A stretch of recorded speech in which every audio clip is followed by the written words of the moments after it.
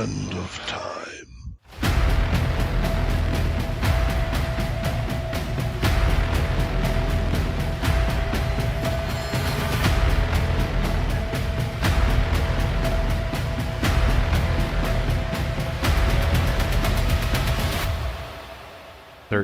O'clock.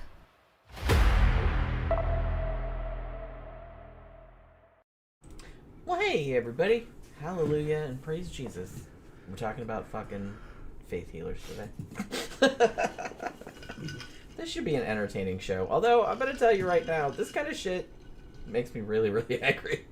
So I might get a little bit upset about it, but we'll see. And I've actually been rereading James Randi's book, The Faith Healers, and he actually went undercover, like back in the 80s, to a lot of these kind of televangelist, like healing kind of shit and everything like that, and he found out all kind of stuff. So I was kind of like reading these books and this book, and I was just kind of like, I read this book a long time ago, but I had forgotten a lot of the details, and yeah. And then it was weird because just now I was looking at a Reddit thread, and it sounded like it was from somebody that had been raised in this kind of environment, and they were asking on the atheist subreddit, like, do you think that all of these people that do these healings and stuff like that are, like, do they legitimately think that they can heal people, or are they all con artists? I tend towards thinking they know absolutely what they're doing. Yeah, the vast majority of them. And especially the ones at the higher end of the scale that are raking in millions of dollars, they absolutely know that it's a scam. And like I said, if you read The Faith Healers, which came out back in 1989, but really hasn't dated much at all, they absolutely knew what they were doing. You know what I mean? The giveaway is the psychic surgery. Yeah, which we're going to talk about that a bit too. But which is it's a type of faith healing, and that's one where the healer is pretending to put his hands inside the body and open things up, and then he comes at taking out a tumor. He's got a piece of meat, when he's done, and people have fucking studied that, and magicians have looked at it. Oh, no, I know what he did, but well, James Randi did that. Yeah, it was. Chris Angel did it too. Yeah, like it was a magic trick. Yeah, it's just a magic trick.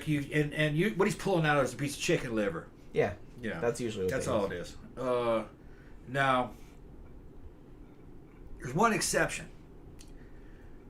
Guy Lyon Playfair was a British guy who partially grew up in Brazil, kind of like I did. All right, but he was there earlier, before me. I think he was there with his parents or something when he was a kid, a school kid, and then when he got older, he kept going back there, and he thought the psychic surgery shit was all bullshit, but he saw one perform, and he swears to God that he saw into that guy's abdomen, and he didn't take anything out, but although it might have just been some kind of an illusion, I still don't believe it. But he had seen a bunch of other ones.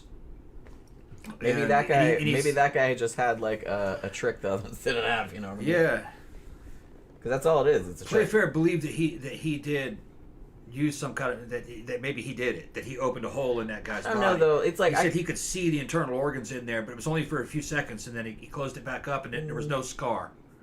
And he was skeptical, but that's what he saw. But sometimes in the heat of the moment, you believe you saw something when that's not exactly what you saw. I mean, everyone's had that happen. So it's just because here's the thing. I kind of believe, and this is kind of also extends to like the show we did a long time ago about Houdini, like debunking seances and things like that. It's just kind of like you can go round and round and be like, oh well, maybe this time it'll be real, but it never is. They're all doing the same grift. They're all doing the same tricks, and it's pretty easy for anybody to learn to do those if you have the wherewithal. So it's like, so I would find it hard to believe that it's like, oh, 99.99 of the people are scamming. Oh, but this guy's real. It's like, I just don't. I don't believe it. I don't believe it.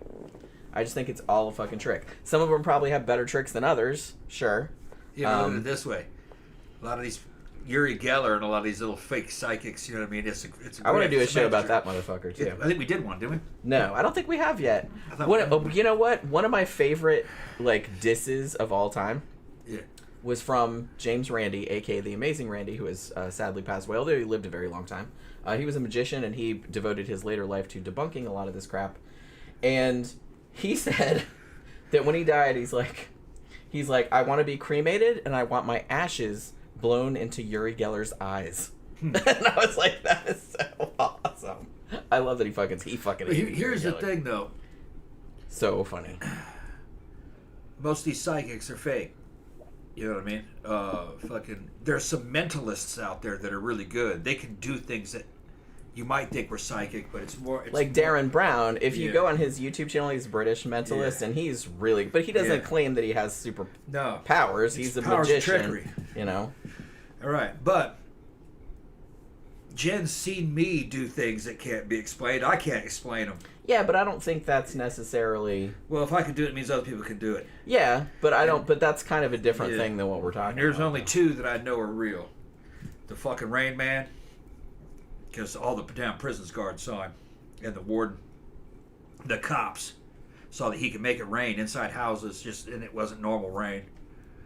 And fucking Janet...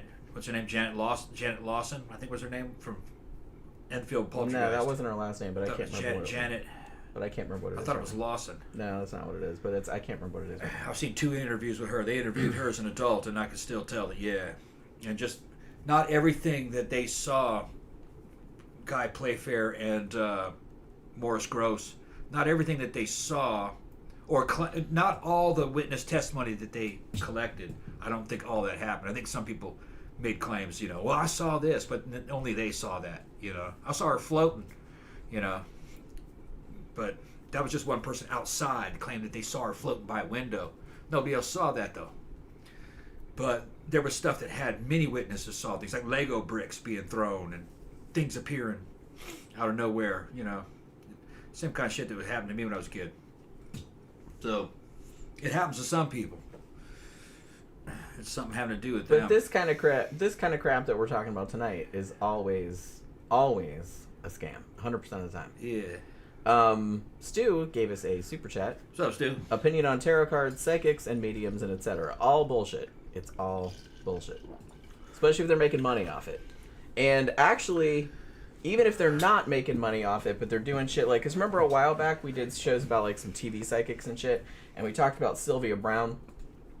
And that bitch, I think is she dead now? Yeah, she's good. Dead, I think, yeah. So, I think she's dead, yeah. But that bitch inserted herself into police investigations, telling grieving parents whether their missing children were dead or alive and shit like that. And she was wrong she was wrong so much. Yeah, she told people still bought her bullshit, and she was still a millionaire. I will never understand it.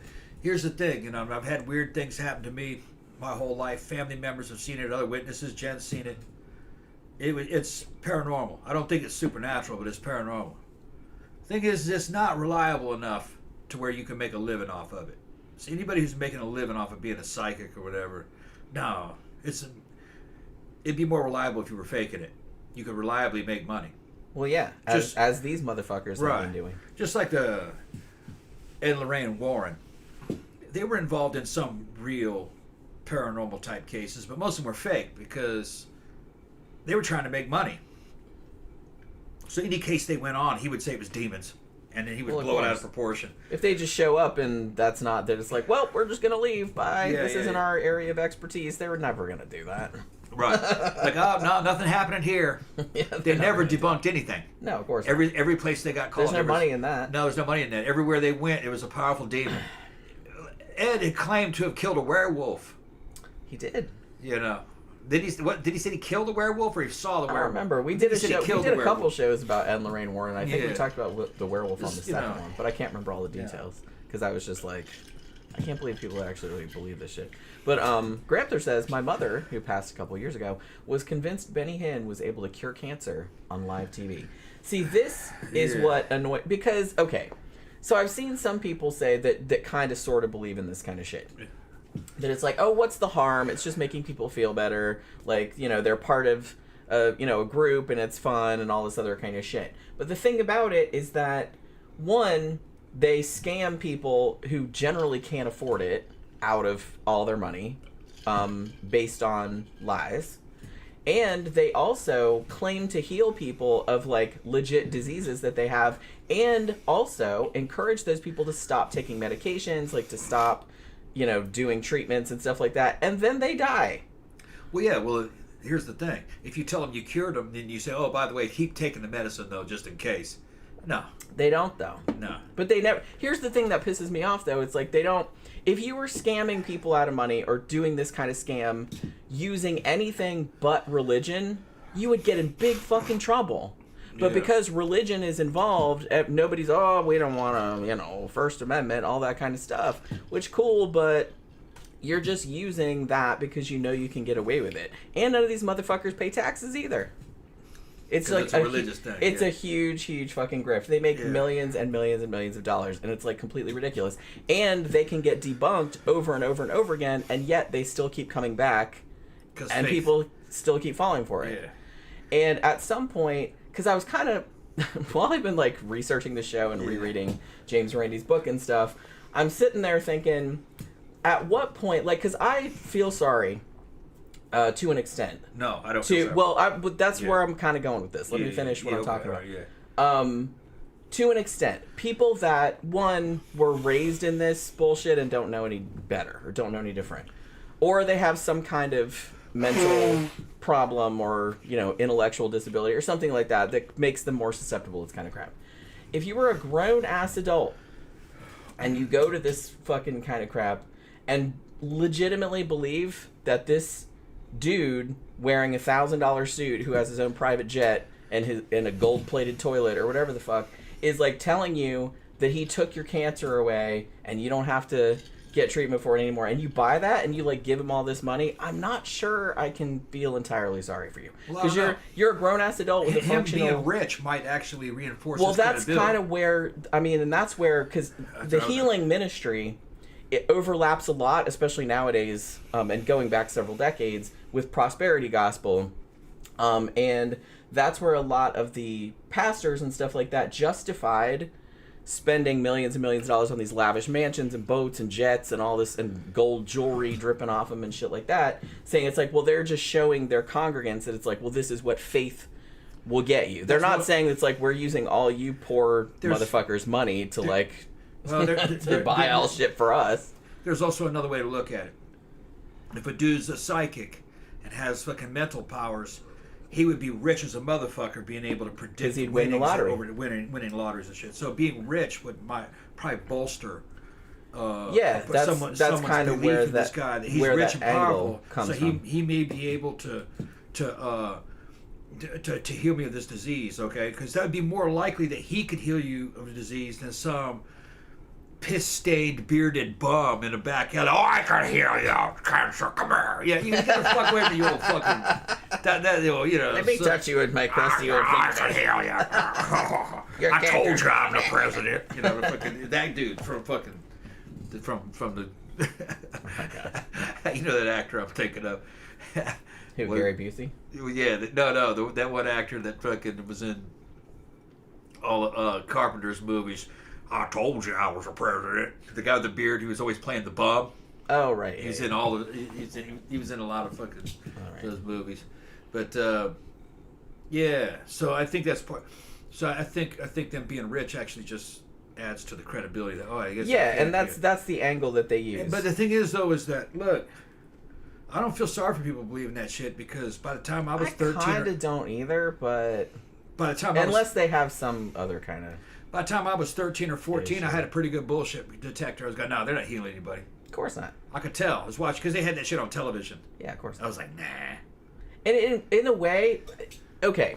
And sometimes, like, people like me, skeptical, they want to believe that assholes, will watch that and be like, how could any grown-ass adult believe that this is it's so fucking hokey? Because they want to believe that. Yeah, and that's why. Right. This is why. Okay, so this is why, when you get, like, scam emails and stuff... Yeah. And they're really poorly spelled, and they're really stupid.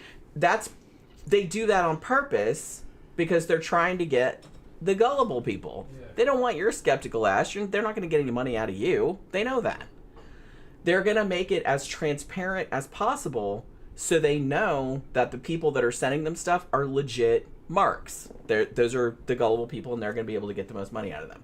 So, you know, when I'm sitting here saying it's like, why would anybody fall for that? It's engineered that way. It's engineered to be as ridiculous and as stupid and as transparently phony as possible, so that they're only getting the most gullible people who they can talk out of their life savings. And it's, you know, it's really nefarious is what it is. But, you know, they're targeting desperate people. And the sad thing about it, too, is that, particularly with faith healing, I think a lot of it is, it's kind of sad because a lot of times it's people that don't have a lot of money. You know, they're poor. They might have some chronic illness. You know, maybe they've been to a doctor about it and they haven't been able to do anything about it, or it hasn't gotten much better. And sometimes, sadly, in this system, they can't afford the treatment anymore. And so sometimes going to some tent revival kind of shit or some mega church, that's like their last hope. Because I was watching like a bunch of documentaries about this, and they interviewed like some of the people, and a lot of the people legitimately thought it's like, you know, this was our last hope, and they really did think that something was going to happen. Like, tonight's the night I'm going to be cured, you know what I mean? That's just up there with... it's just really sad. It's just really sad. Remember when the internet was kind of new? They were on television. They were warning people about, you know, being scabbed. And you look at some of the people and the scabs that they fell for, you're like, you know, like I have some dude who's in his late 60s, and he's just, you know, on a scale of 1 to 10, the dude's like a 2, right? And he's helping some beautiful chick who's a model. She's probably like 19, somewhere in Switzerland or some shit like that, helping her fucking survive cancer so they can be together and be married, and send the checks down to Nigeria where where my lawyer is. That they kind have of whole shit. banks of dudes in Nigeria. Yeah. They hang out in the same apartment, and they're fucking ripping and they're these just dudes. and they have scripts that they buy. Yeah. It's a whole thing. It's like a whole business. And you look at the dude who fell for it, and then you look at the photographs of the girl he's talking to, and fucking they were interviewing him, and they says, "Did you really think that girl existed?" Yeah. Do you really think that girl would have been interested in you? Oh yeah. Dude's just delusional as shit. Sending thousands and thousands of dollars. Well, like I said, they send the shit they send out is not scattershot. Yeah. They've actually refined mailing lists and things like that to a point of these people are gullible enough to fall for this crap over and over again. And faith healers in particular, you know, probably not as much. Well, I guess they still do it nowadays, but it's like they used to pay thousands and thousands and thousands of dollars for mailing lists, and they were very protective of them because they didn't want their competing faith healers to get their mailing list. Like, they would go and have them shredded and all this other kind of stuff so the other faith healer people couldn't like dig through their trash and like get extra names and shit. And so they knew who these people were, where they lived, like how much they had given before, and so they knew who to target, and they knew how to target people with these, like I said, to us it seems like transparently stupid pleas for money. It's just like, and they're completely fucking shameless about it too. But they know that their audience just eats this shit up, and people have drained, like particularly older people, it happens a lot to them, they've drained their entire life savings. Like, I was just reading about this woman, this happened like probably back in the 80s or 90s, but she took out all of the money in the savings account that her husband had set up for her. Then she started borrowing money, like from her son, and then she started borrowing money from other relatives, and then she took out a loan, and then she ended up sending this fucking TV producer, I think it was Peter Popoff, who we'll talk about later, but she ended up sending like $13,000. And then she actually wrote him a letter trying to make him feel bad, like to give her the money back. He's not going to give you the fucking money back. Yeah. What are you thinking? Did you answer that? Thank you very much, Stu. Send us another super chat. Do y'all believe in karma or shit like that? No. No, not at all. No. There are people who've done all kinds of heinous crimes and got away with it. And they just got away with it. They just died, Do I think they came back as a slug in the next life? That'd be nice to think that, but probably not. There'd be no way of proving that anyway. Like I said, I'm a very, very skeptical person. Yeah, I guess it depends on how you define karma. If you're a bad motherfucker constantly getting in trouble, eventually your time is going to run out because not everybody's going to put up with that. Sure. So, if you run around fucking committing heinous crimes, it's only a matter of time before somebody kills you or arrests you. Yeah. Yeah. You might eventually get caught. Although, That's like not karma, though. That's like just I said, fucking justice. yeah, that's not karma. That's not supernatural or cosmic or anything like that. That's cause just and effect. Yeah, that's just your deeds eventually catch, like other human beings eventually getting sick of your shit and like doing something about it. But I don't believe it exists because, look, I write enough true crime and I watch enough true crime. A lot of those dudes got away with shit because like they found it. We were watching one last night. This dude in fucking, where was it? I think it was Indiana. Randomly, back in the 70s, picked up 3 little girls, 14, 13, 11. Took them into a cornfield, raped the 11-year-old, stabbed all of them. Stabbed her in the throat. In the throat. They all lived, thank fuck. They all lived. Stabbed them somehow. All they don't know how they did, but he said one girl said her throat went back and it opened up like an accordion. Yeah, and the dude was just kind of like, how is this girl still alive? Yeah, they couldn't never caught the believe it. dude. And like the 2 older ones had actually, they couldn't find the younger one. She'd been thrown to the cornfield, and so they ran to like and they were stabbed up in the chest. Their throats and chest, they were just bleeding everywhere. Yeah. And they actually managed to get to the road, and they got help, and they came back and they found the little girl in the cornfield, and she was still alive. And they were all alive. They were all interviewed for the show. But this dude, they didn't catch him. Well, they didn't find out who he was until very recently, and he died back in the 80s. Yeah, died. He died 10 years later. Yeah, it's like, and they never caught him. Yeah, he got away with it. He was 40 when he did it. He was dead by 50. Yeah. And he was a bank robber. He was in and out of prison. I think he died in prison, actually. I think he did it, yeah. He wasn't old, but he was only like 49. He had just gotten out of prison. He was just this...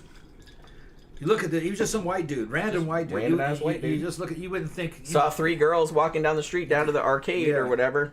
Told them to get in the car. And just said, hey, I'll give you a ride. They were hitchhiking. They were hitchhiking. Which, the oldest girl, who was 14 at the time, she still feels really... And they're old now. And she just felt really bad. Because, how old are you guys? She says, this man, she gave... Because 2 of them were sisters. And he goes, okay, you're going first. You're the youngest. And he took her out in front of the car and just started raping her. Yeah. In full view of the other 2. Yeah, the other 2 He had him tied up. Yeah, and one of them was her older sister. They didn't see where he had won. Then he just came back to the car. They didn't see what had happened. They didn't see where he took her. Yeah, because they eventually found. I don't know if she crawled but they found her later, like a little way to the cornfield. I think he took her out there and stabbed her, and then walked back to the probably. car. I don't think he stabbed her in front of. I don't think. Probably not. I don't think he stabbed her in front of the car. I think he walked her off into that cornfield, stabbed her, and then walked back to the car. Yeah, because they looked for her, but they couldn't find her. But then he just told him to sit by the end. He took the other one. He didn't assault the other ones. He just stabbed him in the throat. Pulled him out. He sit down here and sat her around, and he immediately stabbed her in the throat. And he got the other one. You sit here by the curtain. A bunch of times. Yeah. Like and then he drove away. Yeah, he just took off. Yeah, and evidently he hadn't done that before. He was just a bank robber. Well, not that they ever caught him. Not that they know. I find it hard to believe that he just did that one thing right. Weird. Yeah. They just never caught him for the other shit. Yeah. But bit off more than he could chew. He went after the little 11-year-old, but then he didn't have enough energy for the other 2. He just killed him. I guess. Well, like I said, I guess he's just driving along and he's just like, ooh, look, 3 little girls. Yeah. Perv. You know what I mean? Yeah. And he was fresh out of prison like a couple months. Yeah, he went for a bank robbery. Yeah. So we said all that to say that it's just like that dude never got caught. He had a family and kids too. Yeah, he had a wife and kids. Yeah. And he died before they figured out who it was. Like I said, they didn't find out, and the victims were when they finally found out who it was through DNA and stuff. Yeah, and there are thousands and thousands. They were mad because there's like motherfucker died like decades ago. The United States probably has hundreds and hundreds of thousands of unsolved mysteries in our history. There's shit that they dug up, knock over houses from the 1800s, and there'd be fucking 30 bodies underneath there from the 1860s. What happened here? All those people just buried underneath the house. They were killing people, stuffing them in fucking underneath the house. And, nobody ever got caught for that. And there's just people that disappear that never seen. Yeah, so like I said, that's why I don't believe in karma, because a lot of people do not get... Some people do get their comeuppance eventually, but not often enough for me to believe that that's a thing. I think they only catch maybe about a quarter of them. Yeah, because if they don't catch them, they don't catch them. You know what I mean? You don't know. Yeah, I think they're only catching the most prolific I mean, it's ones. probably... I think they're doing it. Probably easier nowadays because of all the technology, DNA, but I think a lot more people. You study got how away they with get shit caught back though; then. they're boneheaded. Well, yeah, they're they not do dumb smart. shit. If you But- were real intelligent and you didn't have a connection to any of these victims, you could probably get away with it pretty regularly, especially if you were Well, moving. and people do. Especially if you were a transient Yeah, or a, like I said, a guy who's constantly moving, like a truck driver. yeah. Somebody just move around all the time. Yeah. Stu gave us another super chat. Wow, man. 3 of us need to talk about shit like that way more. Well, like karma and stuff. And did you see Blumhouse is making a Halloween movie? I did not see that, but I don't know, eventually. Oh, and I think Tammy asked us earlier if we'd seen The Long Walk yet, and no, I haven't seen it. But I do want to see that, because I love that story. But yeah, so I'm just saying, to me, it's kind of a shame that karma doesn't exist, that hell doesn't exist, because man, some people sure do fucking deserve to go there. And it's kind of unfortunate that they don't. You know? was talking about that case of that dude just sliced that little 5-year-old girl's Oh, throat. Tina Fey, yeah, never did catch she's him. famous. Yeah, never did catch him. Yeah. Yeah, just did it with a utility knife or a little. See, I think that kind of shit happened a lot back then. Yeah. Despite all of that was 70s, I think. all of the boomers talking about the good old days. I'm like, but a lot of people I know that are that age have those kind of stories. I think that was 70s, wasn't it? 70s, early 80s. Yeah. Well, how old is Tina Fey? She's probably about my age, I would imagine. Maybe she's a little bit older. Oh, she lived? Yeah. I thought it killed her. No, Okay. she's famous. Okay. Yeah, she was on 30 Rock, and she's like a comedian. Yeah. Because there was one where the girl got killed like that in front of her house, and I think she died. I don't think Well, there's a lot of stories like that. Yeah. But yeah, it's And just, I think, if I remember correctly, they saw who did it. It was like a teenage boy yeah. from one that I was, but they don't know who it was. It's not fucking leaded gasoline, man. Yeah. You know what's interesting? I just got an email because I'm on the Skeptic magazine mailing list. And I got an email today for their weekly podcast. And their podcast is about why were there so many serial killers in the 70s and 80s. And it's you got to listen to it, and I haven't yet. But they're describing like environmental factors, so they might be talking about the Gasoline. lead gasoline. Leaded gasoline. I think it is. Which, like I said, that's kind of seeped a lot into the public consciousness after the past few years. And I don't think that's the only factor, but I definitely think that's a big factor. There was also a lot of radiation people don't fucking talk about because there was a bunch of nuclear tests. So who knows how many people were mutants? True. And you don't know. They might have had Because, like I genetic said, mutants. I read about a lot of crimes from back Yeah. then because I wrote about them for my books and stuff, and I'm just like, some of that shit. Like, I'm not saying that stuff from from our era wasn't horrifying, but it's like stuff from back then. People did some horrifying shit back then. Yeah. Like they didn't even give a shit. So, like I said, good old days, my ass. That's all I gotta say. But yeah, so we went like kind of far afield again, and I kind of lost my place. But We're talking about damn fucking. yeah, we always end up talking about Yeah. that. But yeah, so while faith healers, I wouldn't put them in the same echelon, if you want to call it that, as serial killers, obviously. No. I do think that they are fucking despicable human beings who prey on the most vulnerable. And they literally do not give one single shit if they take like a cancer patient's last $10. They couldn't care less. And they're, like I said, they're literally living in $10 million mansions with private jets and Rolls Royces and gold-plated everything, and they don't care. Well, some of them. They just see them as, well, the ones at the top are, for sure. Yeah. In South America, that's just a dude on like a street corner doing that. Faith healing. Right, but like Yeah. that's a whole different Yeah. thing. That's a different thing. There's a lot of that fucking Central America, South America. What we're talking about here is kind of more the American one where right. where it's like televangelists and shit. televangelisim like that. and shit, yeah. And a lot of them are, and like I said, I kind of feel like that, because you're always kind of wondering, why do all those televangelists, like, why do they have these giant wigs and, like, all of this fucking gaudy, like, gold jewelry and these stupid powder blue suits and all that kind of crap? And like I said, I think they're just doing that to get the most vulnerable people. You're getting the people that are the most vulnerable to that grift. It's actually the same grift as the fucking drug salesman that came up in the old west town selling snake oil, a cure-all. Yeah. You have plants in the audience, a guy with a crutch, and he drinks some of it. No, I can walk. I can walk. And they're still doing it. It's the same thing. It's the same exact fucking grift. Same grift.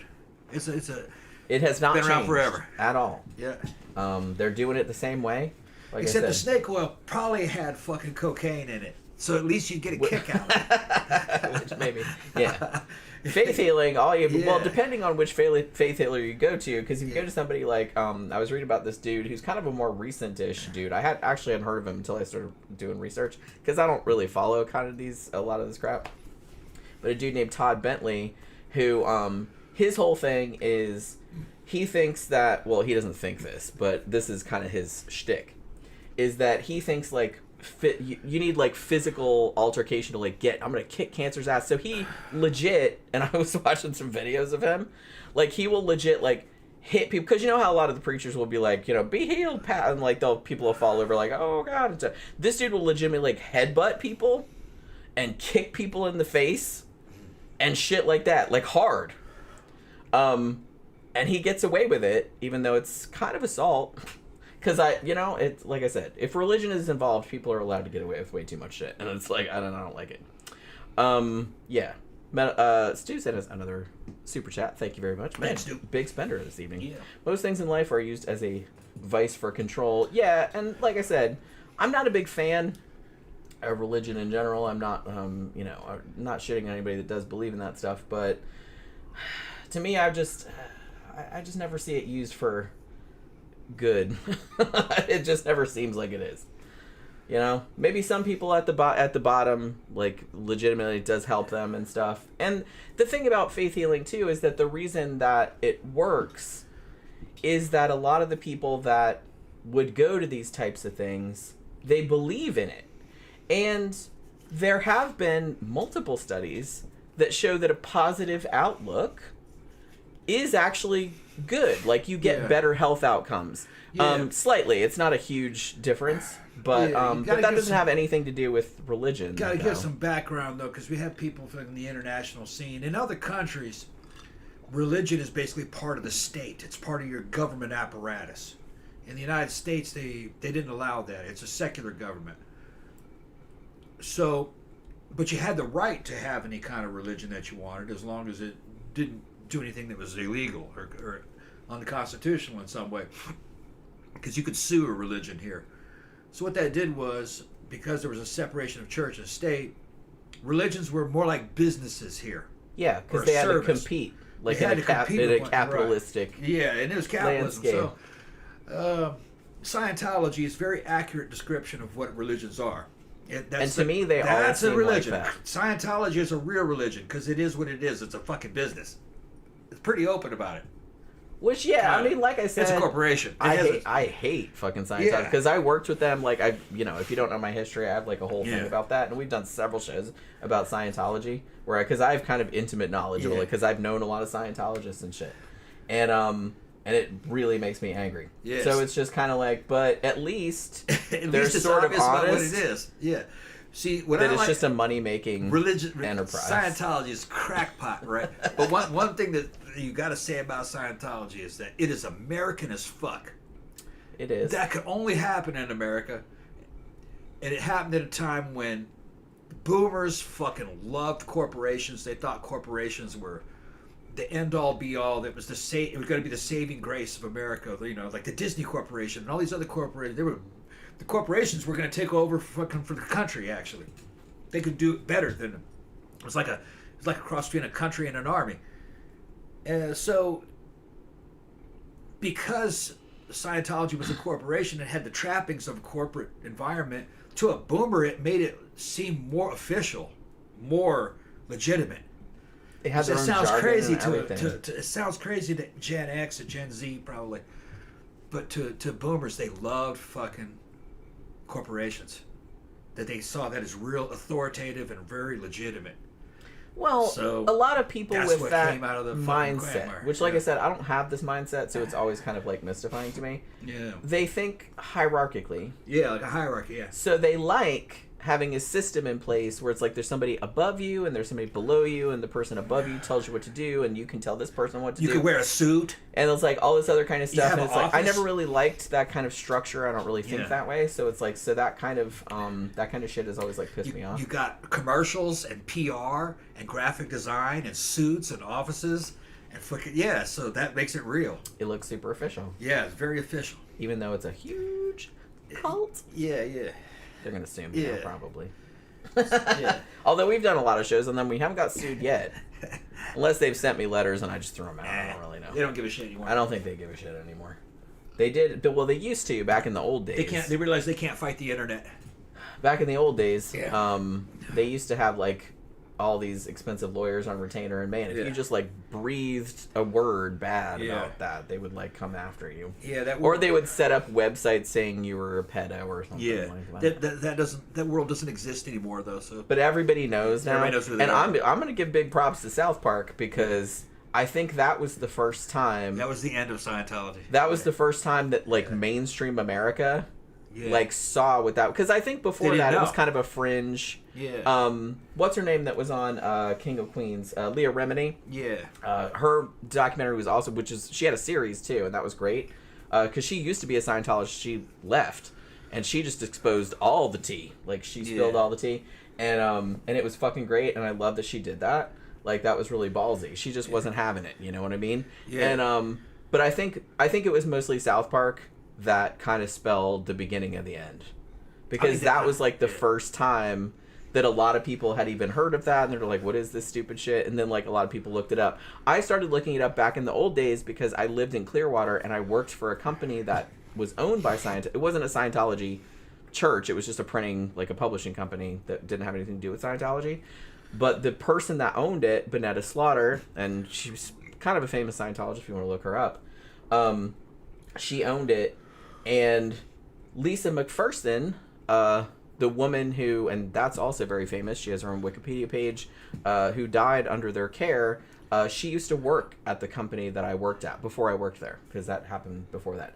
So after I worked there and was like, wow, these people are insane. Yeah. And then I started looking more. I'd heard of it, but I just didn't really know that much about it. But I started looking up more after I started talking to these crazy ass fuckers and being like, wow, this is really something. Yeah, see, as a kid growing up in the United States, Scientology's secret power was that it was a mysterious organization. And if it was, but it had a presence. Dianetics, this big, impressive commercial that they had, you'd find out that celebrities were fucking Scientologists. That they're rich, so Scientology, you must make money. It has something to do with fucking big symbols in the ground and secret bases and shit. They're everywhere, you know. They wear military uniforms. They got ships and shit. So you're like, what the fuck is this about? So you think that they must know something you don't? Yeah, they did. I mean, I never. When South Park came out, fucking, and it keeps flashing. This is what they actually believe about. It is. Fucking you. They're not lying. Like, no shit. It's a UFO cult. Yep. A UFO cult That's based exactly what on it is. poorly conceived Sci-fi. science fiction by L. Ron Hubbard, who was a by science L. Ron fiction writer, you know. And I don't think he was a bad guy as far as cult leaders Although go. he totally started Scientology as a money grift. Oh, he knew his grift. Yeah, He absolutely knew. yeah. He could have been a What lot he was worse doing. though, and the cult did like him, and he wasn't abusive, and you could kind of you could trust him around women, which is strange for a cult Well, leader. as far as we know. Yeah, I think people would have told. Maybe I he think was kind of. impotent. I think he was kind of asexual. Yeah, but he liked to have little girls running around in fucking little short shorts and shit on the That's ship. kinda And, sketchy. but those girls grew up and said no, he was a total gentleman. Fucking Interesting. yeah, he might have. I don't know, weird. Maybe he didn't have a penis. Well, he was married, had kids. Well, that doesn't stop them, Yeah. does it? Well, no, he had to have a dick, you know what I mean? Fucking to have kids, unless he had. Yeah, he had a dick. He had to. He also might have just had a turkey baster. Maybe a turkey or- baster. and got some semen from somebody else.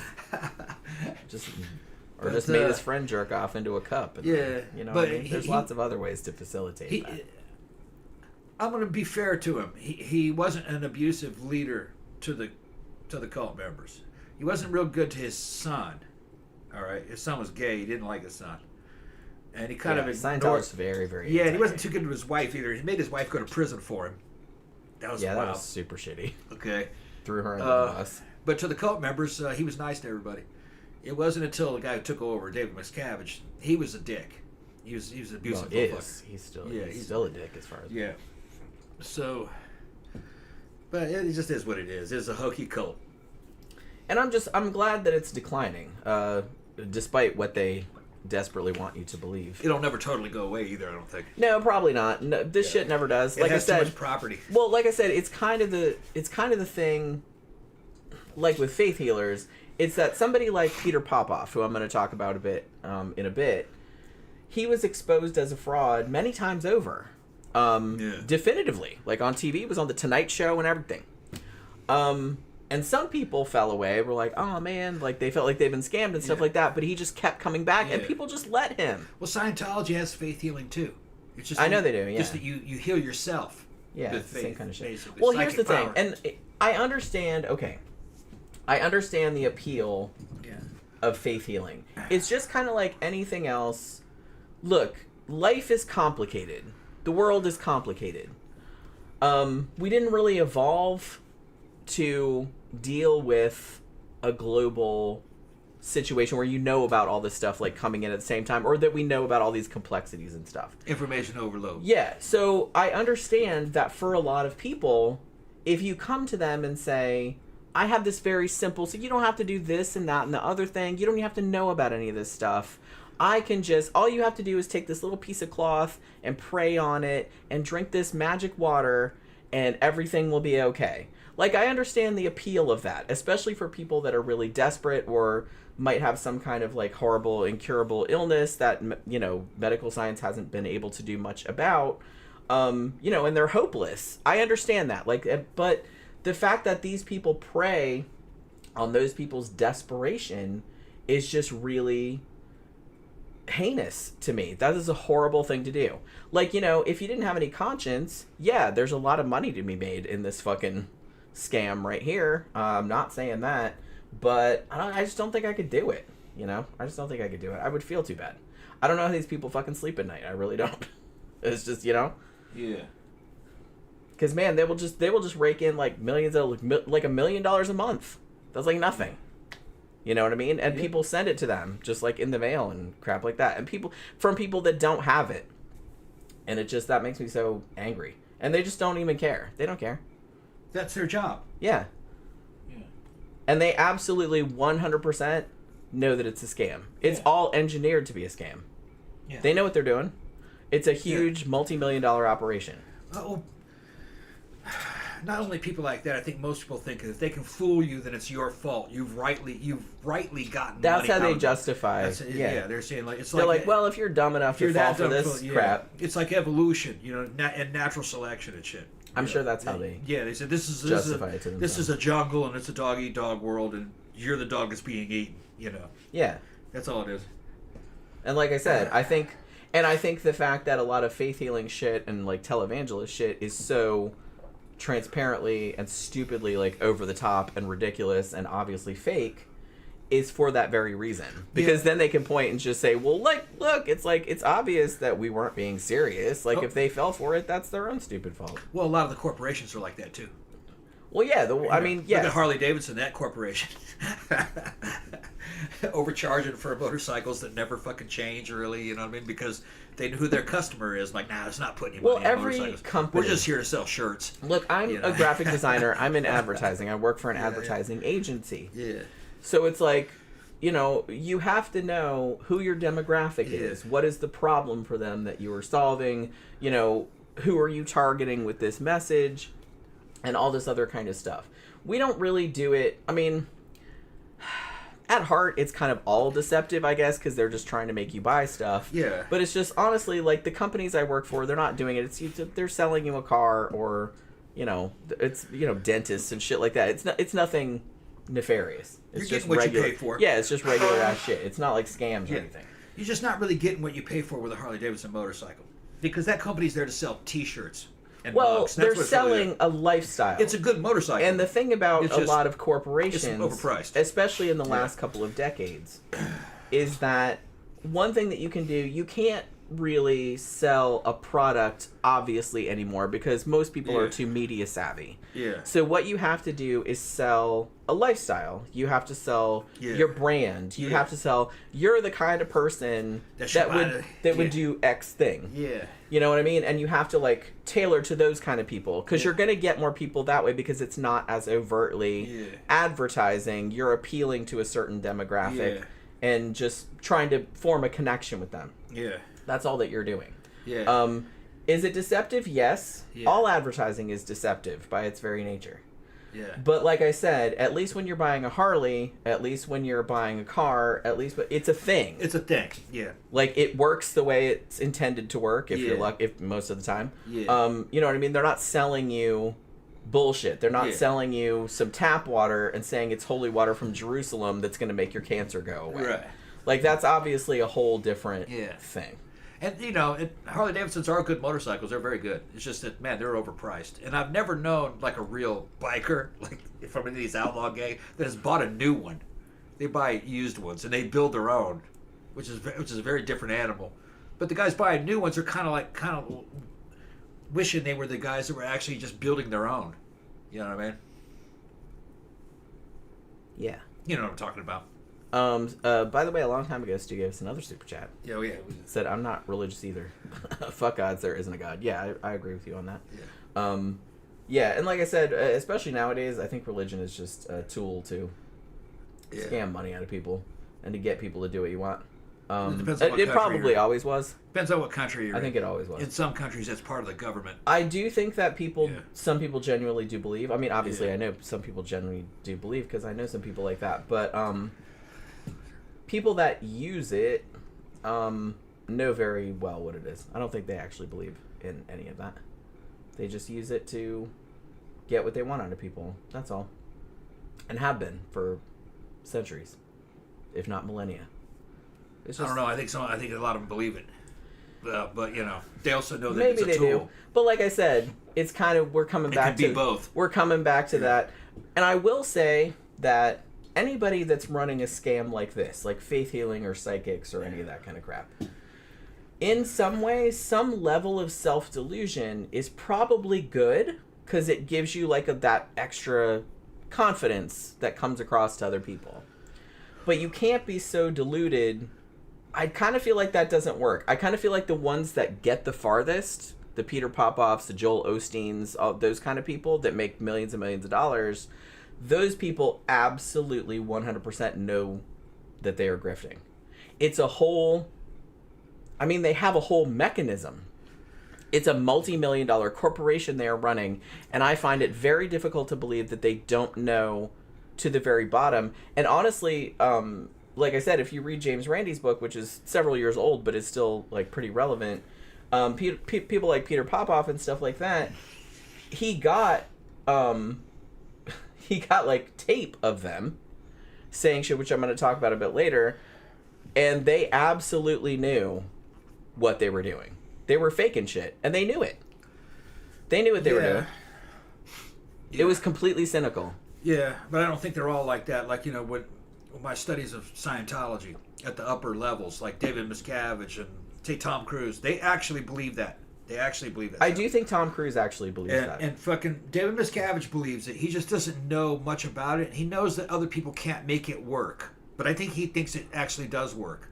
But he's mostly handling Scientology from a business standpoint, because he's a chairman of the board. He's, it's a corporation, I guess. So, he doesn't. He's not really boots on the ground. I don't think he's a businessman. He's really just running a corporation like you would run any other corporation. Yeah, but he thinks it's real. I think they all think it's real.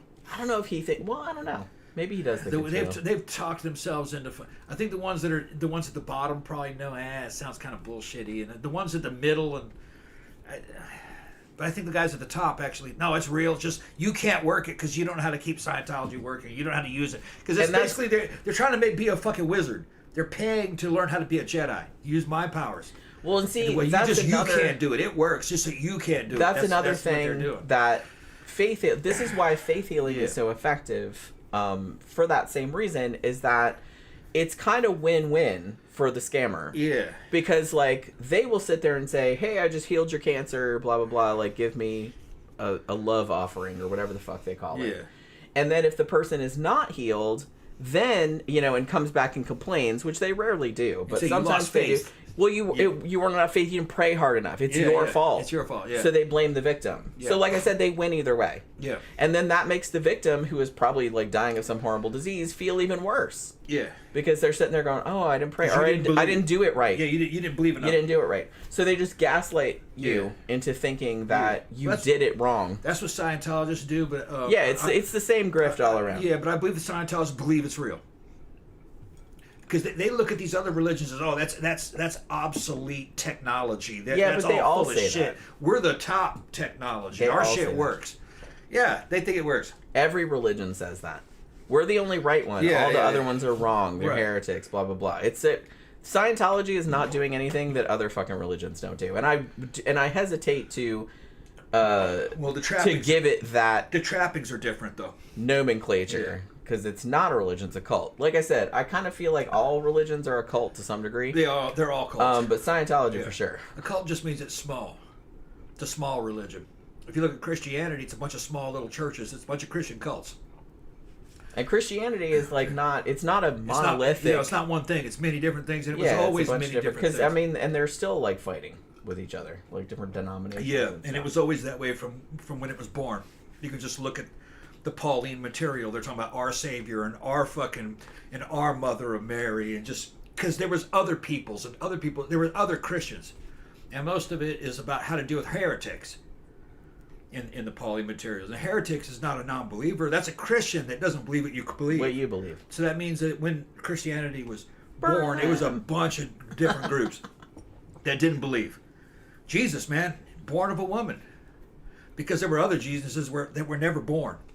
They were in heaven only, sitting at the right hand of God, with the archangel Gabriel and Michael. That's what they're talking about. But our Jesus was born. Yeah, that's why that's such a big deal. Like their Jesus Jesus born of wasn't woman. born. It's Our like, well, Jesus was everybody's born. born of woman. Everyone is born of a woman. Why is that a big deal? Yeah, that's why. Because it only makes a difference. It only makes a difference in Christianity when you're talking about Jesus. Our Jesus was born of a woman. He lived. He existed. He was an actual person. Their Jesus was never born. He was just up in heaven. They made that one up. Yeah. Ours was actually came to earth and walked around and got crucified and shit. Yeah. He died for your sins and went back up there, and now he's going to save you. So ours is better, obviously. Yeah. But that's why that's such a big deal. And that's what they're talking about, how to deal with heretics. Because the ones prior to that were not born of a woman. They were just celestial. He was a celestial beings. Jesus. Right. So, because like I said, everyone's born of a woman. Yeah. Every single human being. Yep. Like, it's not fucking weird. Make you different. It's not fucking weird. Yeah. So it's like, but that's why they make that distinction. Like I said, history of Christianity is fascinating. We could go on about that all night. Which, like I said, probably we will, because this kind of overlaps with that a little bit. Although, like I said, I'm gonna try not to get too mad. This kind of shit, okay, because I'm kind of a big skeptic person. I'm like real into, and for a long time, like I'm really into science, particularly like evolutionary biology and stuff like that. I've read like millions of books about it.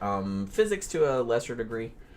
And so all this kind of stuff with like this religious kind of like creationism and all that kind of stuff, it just really makes me really unreasonably angry. I don't think it's unreasonable, but you know what I mean. It just makes me really angry.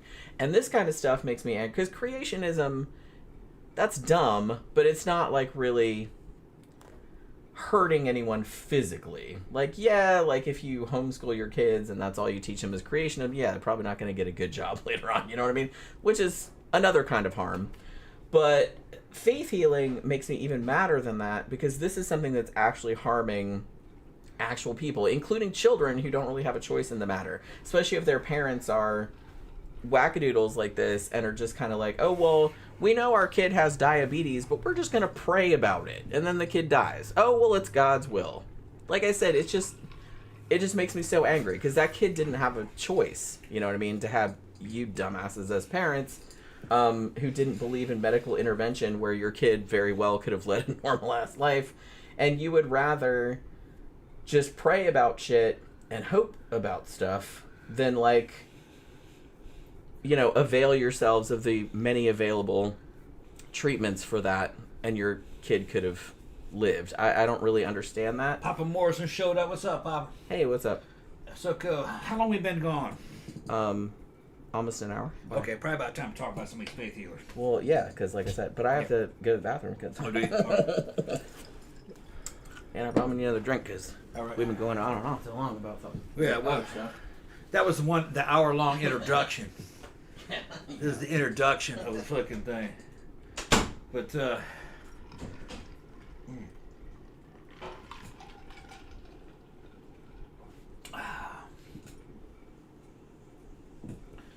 what everybody's talking about. Randy's in there. What's up, Randy? Haven't seen you in a while. Where you been? She said the church was always a tool for control. Yeah, it evolved though over time, you know, and we don't really have the original books or most of the original books we don't have it, you know, the claims are that it goes back 2,000 years to ancient Rome.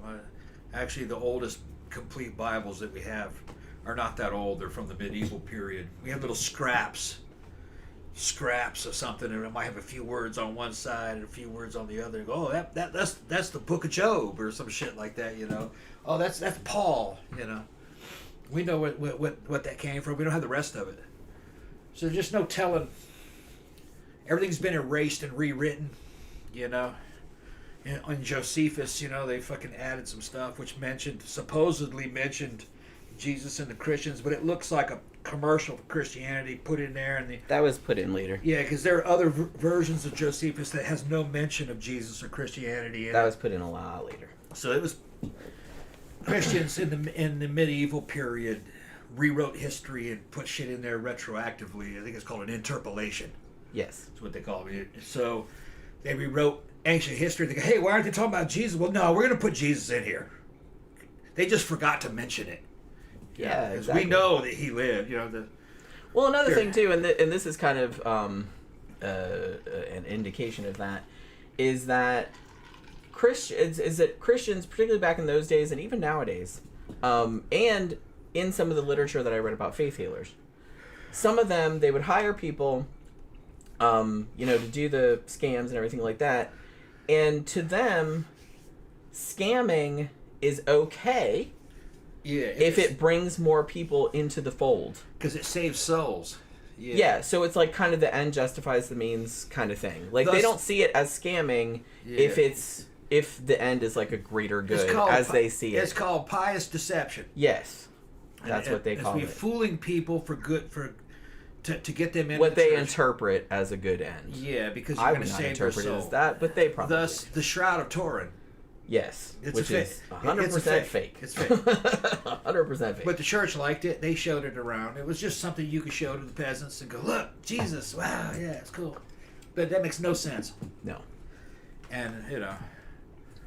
Well, all those it's relics. It's definitely a drawing or some kind on a show. That's not what it would look like if you were to wrap a shroud around a three-dimensional. It's for real a bas relief. I'm pretty sure that's what it is. It would be very distorted if it was something laid over a body. A body, yeah. It was something drawn on it. Or maybe like a primitive photograph. Because there's some chemicals involved with it somehow. They're not sure how it's made. I think it was probably easier to just take like maybe kind of a statue or something and lay it on there and just do like a grave rubbing type shit. That's what it looks like to me. Well, no, they said if it was that, it would have been distorted because you're laying it over. No. I'm talking about if you had like... Because you know how Han Solo in the Carbonite? Where it was just like a half... They had some shit like that. Yeah, I always saw that. That's not what it is. Because if you were to take a statue and lay it over there and do and do a scraping on it, when you were to hold the sheet back up, it would be really distorted. No, that's if it's going around the whole head. It did though. It went around the whole head. They think it's like more like either a drawing of Jesus on a cloth, because it's too proportionate. If it was 3D, if it was put over something, it would have been flat. It would have to have been flat. It couldn't. That's what I'm saying. But like a bas relief, is kind of flat. It's only a little bit. Yeah. That's what I'm talking. That's okay. what I. Like a woodcut. It's a bas relief. Yeah, like a woodcut. That's what that is. It's not 3D. Well, some people are saying it's just like no. That's not what I said. I said it was a bas relief. Some people have hypothesized that it was a 3D statue of a body. They not laid it over there and did a bas relief on a 3D statue. It's not that. No, it was probably like a flat. Like I said, flat. like Han Solo in the Carbonite, where only like a little bit was sticking up, like that. No, because he was still 3D. It would have been flat like a woodcut, and they used woodcuts in those days to copy images, you know. So it means it was a flat piece of wood with an image chiseled in it, and then they just laid it, and the whole thing was flat. That's possible. But if it was 3D at all, it would have been distorted when you hold it up flat. I saw a representation of what it would look like. Yeah, no, I saw that same thing. Yeah. CB says there was a faith healer from Texas that told a desperate mom that he could cure her son's cancer, but he wanted to fuck her ass in return. And he got 20 years in prison for it. That's not enough. He should have got more than that. But did he do it? Did he actually do it, or did he just ask for it? I don't know. It doesn't sound right to me. Like I said, anything like that. Like I said, these people, I have no... Because asking for that, I don't think I would have be a no crime. sympathy for these people. I think it would only be a crime if he actually did it.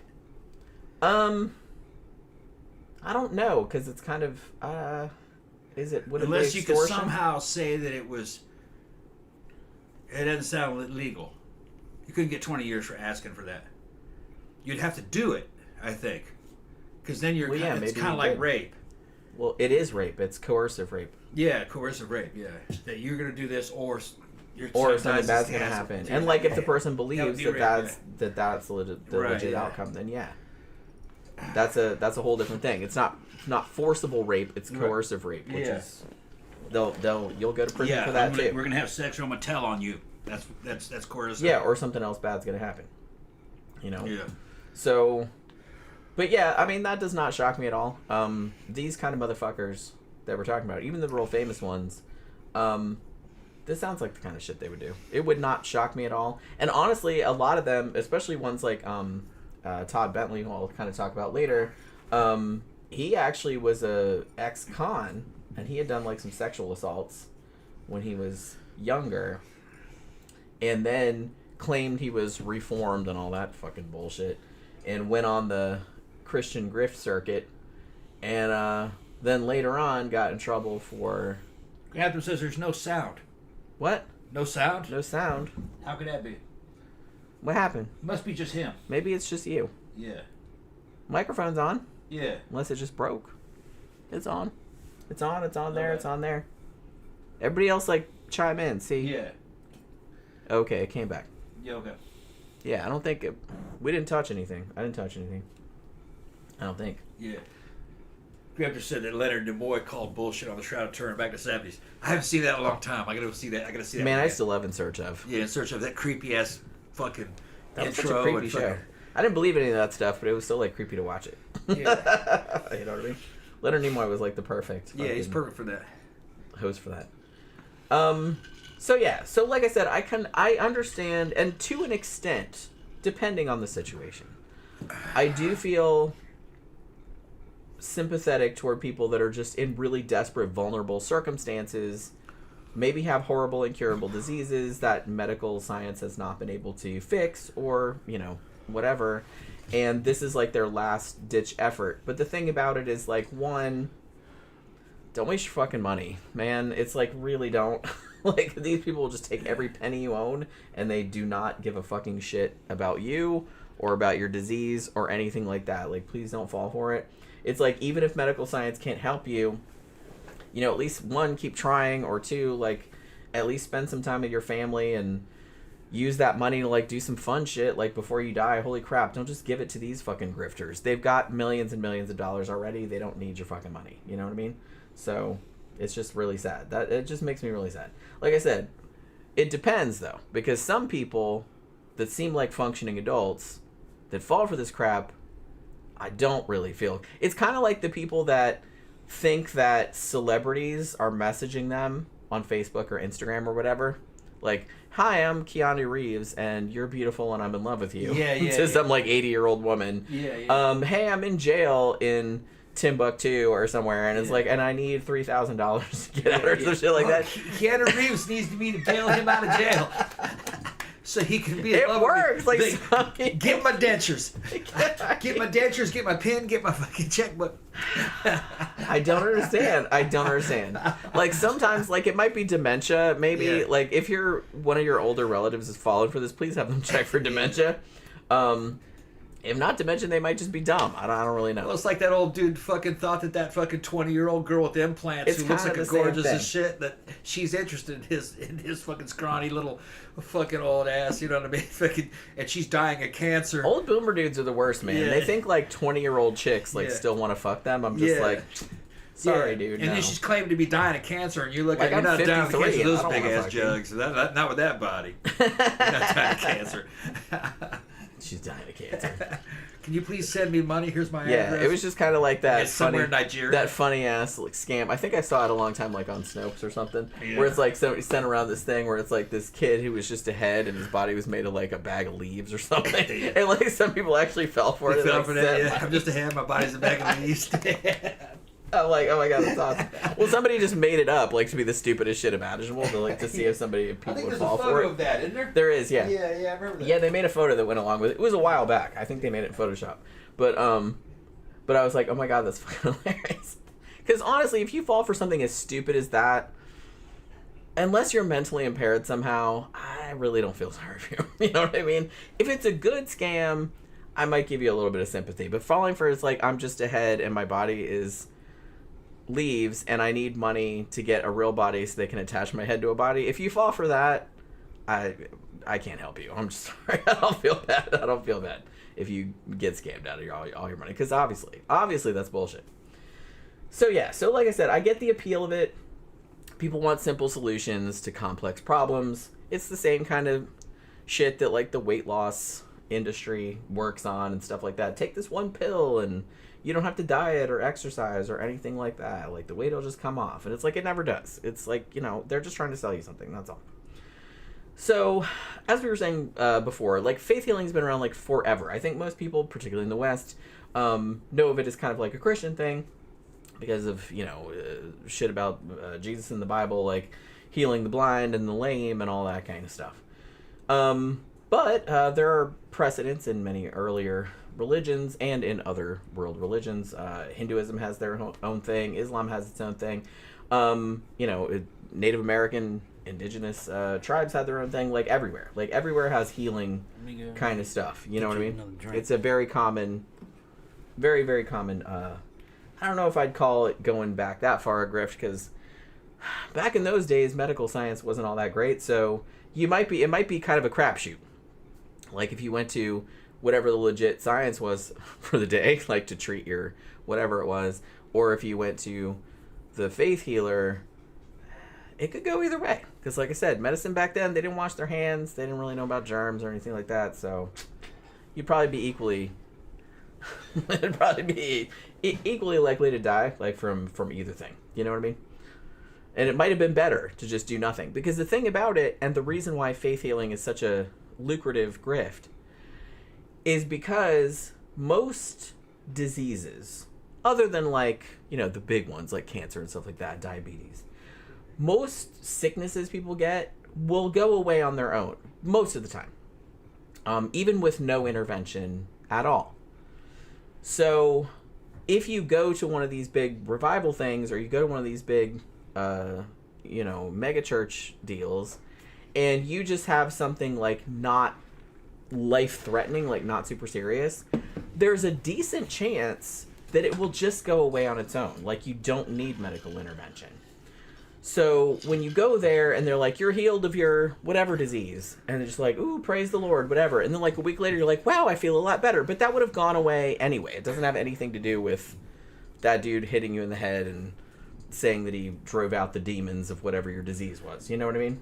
But like I said, I kind of feel like maybe people don't know that a lot of diseases will eventually go away on their own.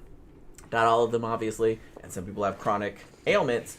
The thing about a lot of faith healers is that they have screeners, particularly if it's at a big, because a lot of them are in big, stadiums, and not stadiums, but like big amphitheaters and stuff. And they have like a whole thing of screeners. They try their very damnedest to get people that are not really that sick up on the stage, because they don't want to be embarrassed. This is going to be on TV. They want other people to see this and believe it. So it's like if people are actually in a wheelchair, actually disabled, actually have some kind of like horrible cancer or something like that, they try to screen those people out because they don't want that coming back to bite them in the ass. They're just trying for people with relatively minor complaints, arthritis, like stuff that's not lethal. stuff that's not life-threatening. That it's like you could say like for 5 minutes, oh, you're healed, and they can walk around for 5 minutes. I got a headache. I feel better. You know what I mean? And it'll look good on camera. That's all they care. But they do have. Sometimes people do get through, and there are actually some very funny videos on YouTube of faith healer fails where they actually where a legit sick person actually, like a legitimately crippled person, like that was really in a wheelchair, like came up and they were like, and you can walk, and they just fell, because they couldn't walk. Obviously, they were in a wheelchair. But a lot of the stuff you see with the people in the wheelchairs, like get up and walk. Those people didn't need wheelchairs anyway. A lot of times they brought those wheelchairs themselves and said, "Hey, sit in this wheelchair." And then when I tell you to walk around, you walk around. You know what I mean? It's a scam, is what it is. But, like I said, it is kind of funny when a legitimately sick person gets up there that actually can't walk. There was one, man, who was it? It might have been, who's that crazy demonic motherfucker? Kenneth Copeland? It might have been, Copeland. It might have been him. Demonic. But I don't know. Looks like a demon, doesn't he? He does. Holy crap! Like, and I don't believe in demons, but holy shit! What the fuck? A music video somebody made of that Kenneth Copeland guy. I showed him to my buddy Saad, who lives in Saudi Arabia. He listens. And fucking, he's Muslim, and he's like, "What the fuck is that?" I had to explain to him that. Well, that's what we're all saying over here too. Yeah, he's like, I don't know what the fuck that is. What's he doing? He's speaking in tongues. And he's like, kill him, I agree. He's demonically possessed. Is he still alive? Yeah, he's alive. I think he's still alive. He's alive. Yeah. How do these fuckers live so long? Fans keep him going. I guess. Well, they have all the money. They got a shit ton of money. Yeah, they're entertainers though. And here's the thing: they're faith healers, and it's like you poors. We're just going to faith heal you and stuff like that. But they have all the money. They're going to avail themselves of the best medical shit that money can buy. Yeah. You know? I think when you get to that level, you're more of an entertainer. I have a feeling that a lot of people in the audience know that it's entertainment. I don't know. I'm not really... I think they're just going along with it for religious piety reasons. Just so that could be. It could be. Like I said, I've seen a lot of exposés of this type of stuff. Yeah. And like people will interview the people after...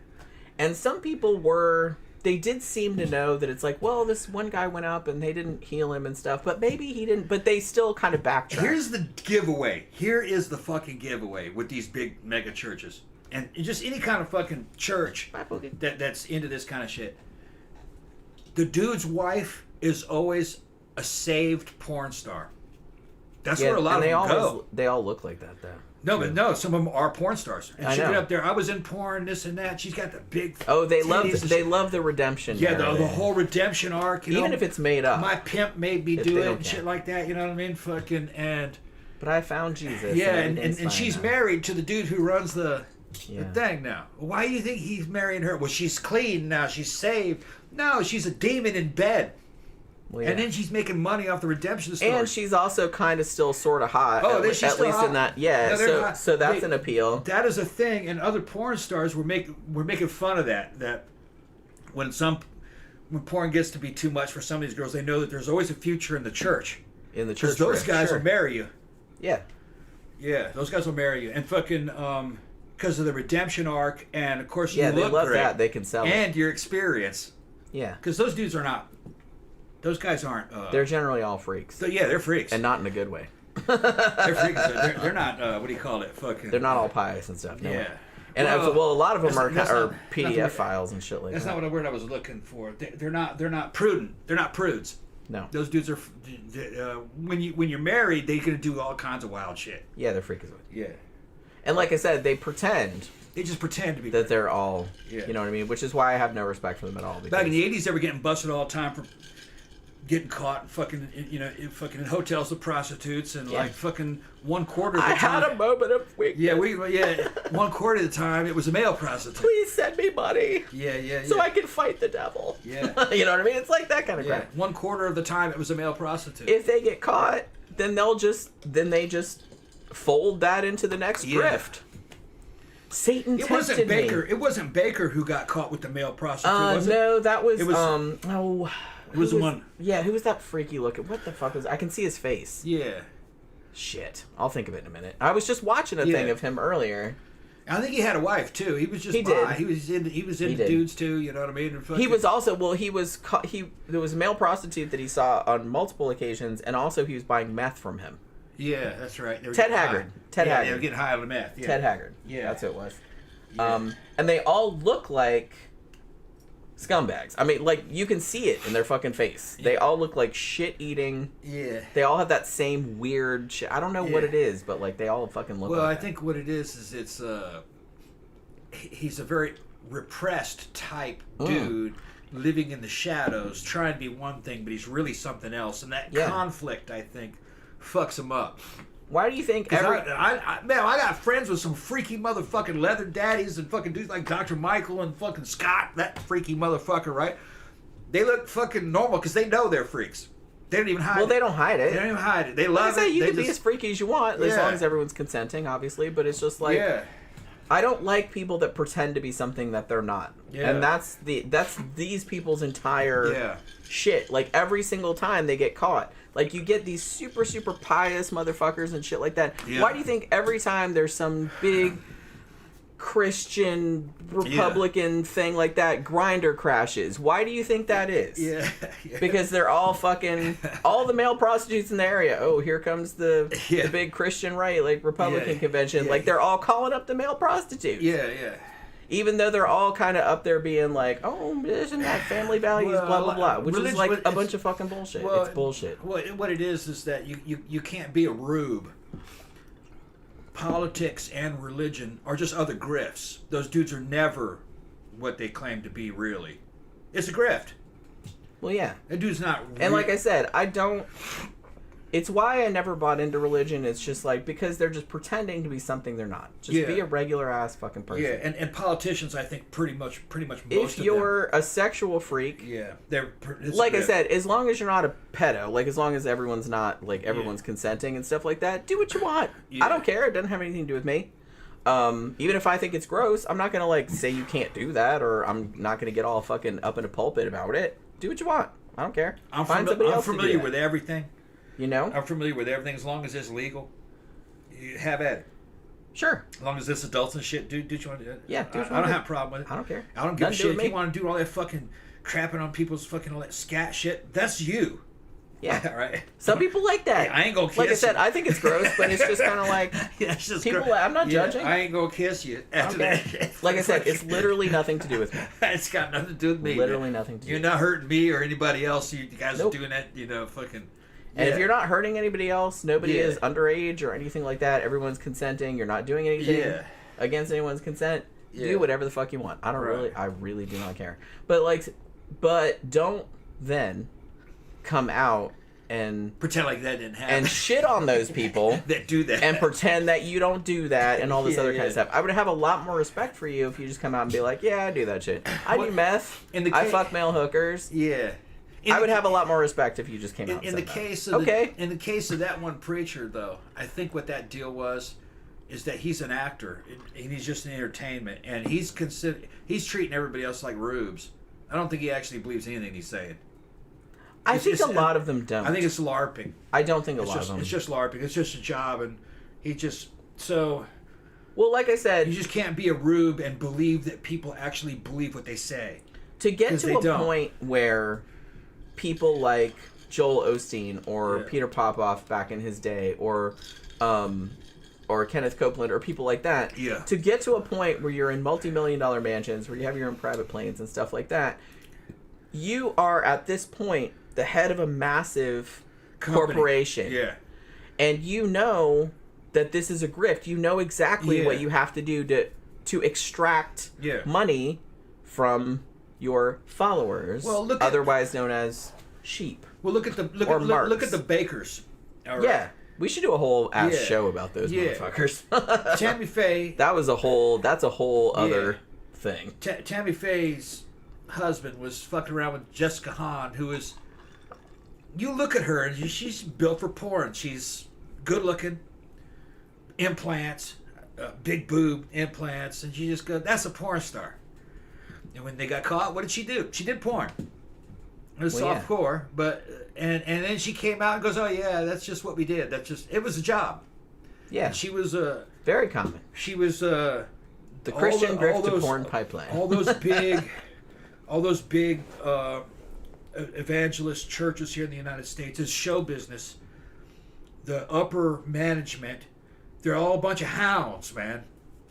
They got hot girls around them and fucking dudes with a lot of money, and it's a fuck fest. It just is what it is. But like I said, I would have a lot more respect It's for like the them circus. if they would just say, Yeah. See, this is why I have no issue with circus people. Yeah. Because they know they're freaks. They know what they are. That's kind of, they're proud of It's it. like the circus, yeah. And they're just kind of like, yeah, we're doing this shit. It's weird. Okay, Well, what we they're get doing it. is- But it's just like they're not trying to portray They're- something that they're not. Providing. I understand as an ex-drama kid. Okay, fucking, I understand what they're doing. They are providing a religious-like product to a bunch of customers. That's what they're It's doing. like a cheese-like It's, product. yeah, it's a like craft cheese-like product. It's a singles. religious-like product to the customers. So they have to have a public face. But that's their role-playing. It's LARPing. Yeah, that's all it is. Yeah. But like it's I LARPing. said, the sad thing about it is that a lot of their followers, Actually aka believe it. marks, actually do believe. Well, that they stuff. want to believe it. It's an overweight woman in her 60s in a trailer. That's Yeah. who's watching. Whose life is shitty. Her life and that shitty. sucks. She's living a But, fantasy life. yeah, she just through thinks what- that her life will be better if she just gives $3,000 to this guy, or if she just does this, that, and And the other. he's keeping her going through all this big storytelling and shit. Oh, that's these spiritual experiences that she's having in her trailer. Her mold encrusted trailer filled with cats. That and the shopping network, the home shopping network. Nothing against cats. That's what they're doing. So in a way, I don't feel sorry for them because they're getting a product that they're paying for. They're experiencing it. Kind of like we get that from the club experience in a way. We go pay our money, we have a Right, good but time. no one's scamming us. It's not a scam. Like, we just go. But I think they We're know. buying alcohol. Yeah, We're yeah. listening to music we like. But I think it's giving them. We're dancing with our it's friends. Giving That's them it. It's giving them the same thing we get though. That's our church experience: is go to club and dance. Right. Her church experience is sitting her fat ass in a trailer and fucking listen to fucking Copeland and shit. Fucking buy some shit over the guess. home shopping network. I'm not Oh, sa- I'm saved. I'm not sending the Come here, God Club kitty. $13,000 though, thinking that I'm going to go to heaven or that my money's going to come back to me Well, I don't tenfold. think. I don't or think anything they. I don't like think they send that much. They probably send it 20. Well, bucks. some of them do. Some Yeah. of them do. Some of them sent their entire life savings. Those are the suckers. So, like I said, but they you know, probably feel better about themselves. yeah, it's like everybody. Yeah. It's very human to want to be Yeah. part of something. They're trying to be part of something. Yeah. bigger. Which, like I said, I get that. Yeah. And it's kind of sad to me that like these people And have that goes- come to a point in their life that that's the only That $13,000 bought his girlfriend a new set of titties. probably. What more could a woman ask for in her fucking? What more could that follower? Here, Copeland, I'm gonna buy your girlfriend some new titties. Enjoy. I'm going to heaven. Copeland would have to pay that much just for somebody to fuck him, honestly. That's not even enough. That dude is like sure not even a human. What is that about? Copeland's spiritual assistant Goodness. is probably in her 60s. Probably. It's a weird. She's it's- probably it's a cougar in her 60s who's well paid and has a fucking 25-year-old boyfriend. That's probably what it is. Probably what it is. Yeah. But yeah, it's just like I said, I get it. I get that the human well, I don't know if I want to call them weaknesses, but like the human proclivities that they're exploiting. Like I said, we go to the goth club every week. It's super fun. Like we pay money and shit like that. But it's not really the same because we're not thinking it's anything more than it is. It's like we're just going there to get drunk, dance to music we like, and hang out with our friends. I'm not thinking it's some kind of spiritual experience or it's going to make a disease go away or something like that. And I think a lot of these people are thinking that. I think that the people that are doing that to them don't care that they're taking all those people's money. You do not have a religious background. No, I don't. Okay. I'm fucking, and I was a kid. thank fuck every day that I do not. I kind of do. Because I have no patience. It's just a substitute for what we get in the club. It's LARPing and role playing and imagination play. That's what it is. Right, but like I said, I'm not. I don't think the average person. I don't think the average believer that does this actually believes in the way that you think. They're just trying to become a part of something. They're a fandom. Yeah, like I said, But I they're a get that. fandom. I get that. But like I said, I understand fandom. Yeah, it's what it is. I understand, but like I said, a fandom, like I'm a big horror movie fan, okay? Just for another example. But I don't think horror movies are going to cure cancer or anything like that. I'm just watching them because they're fun. I don't think they think that. Some of them do, though. I don't really think they do. Some of them do. I think they pretend to believe. Maybe.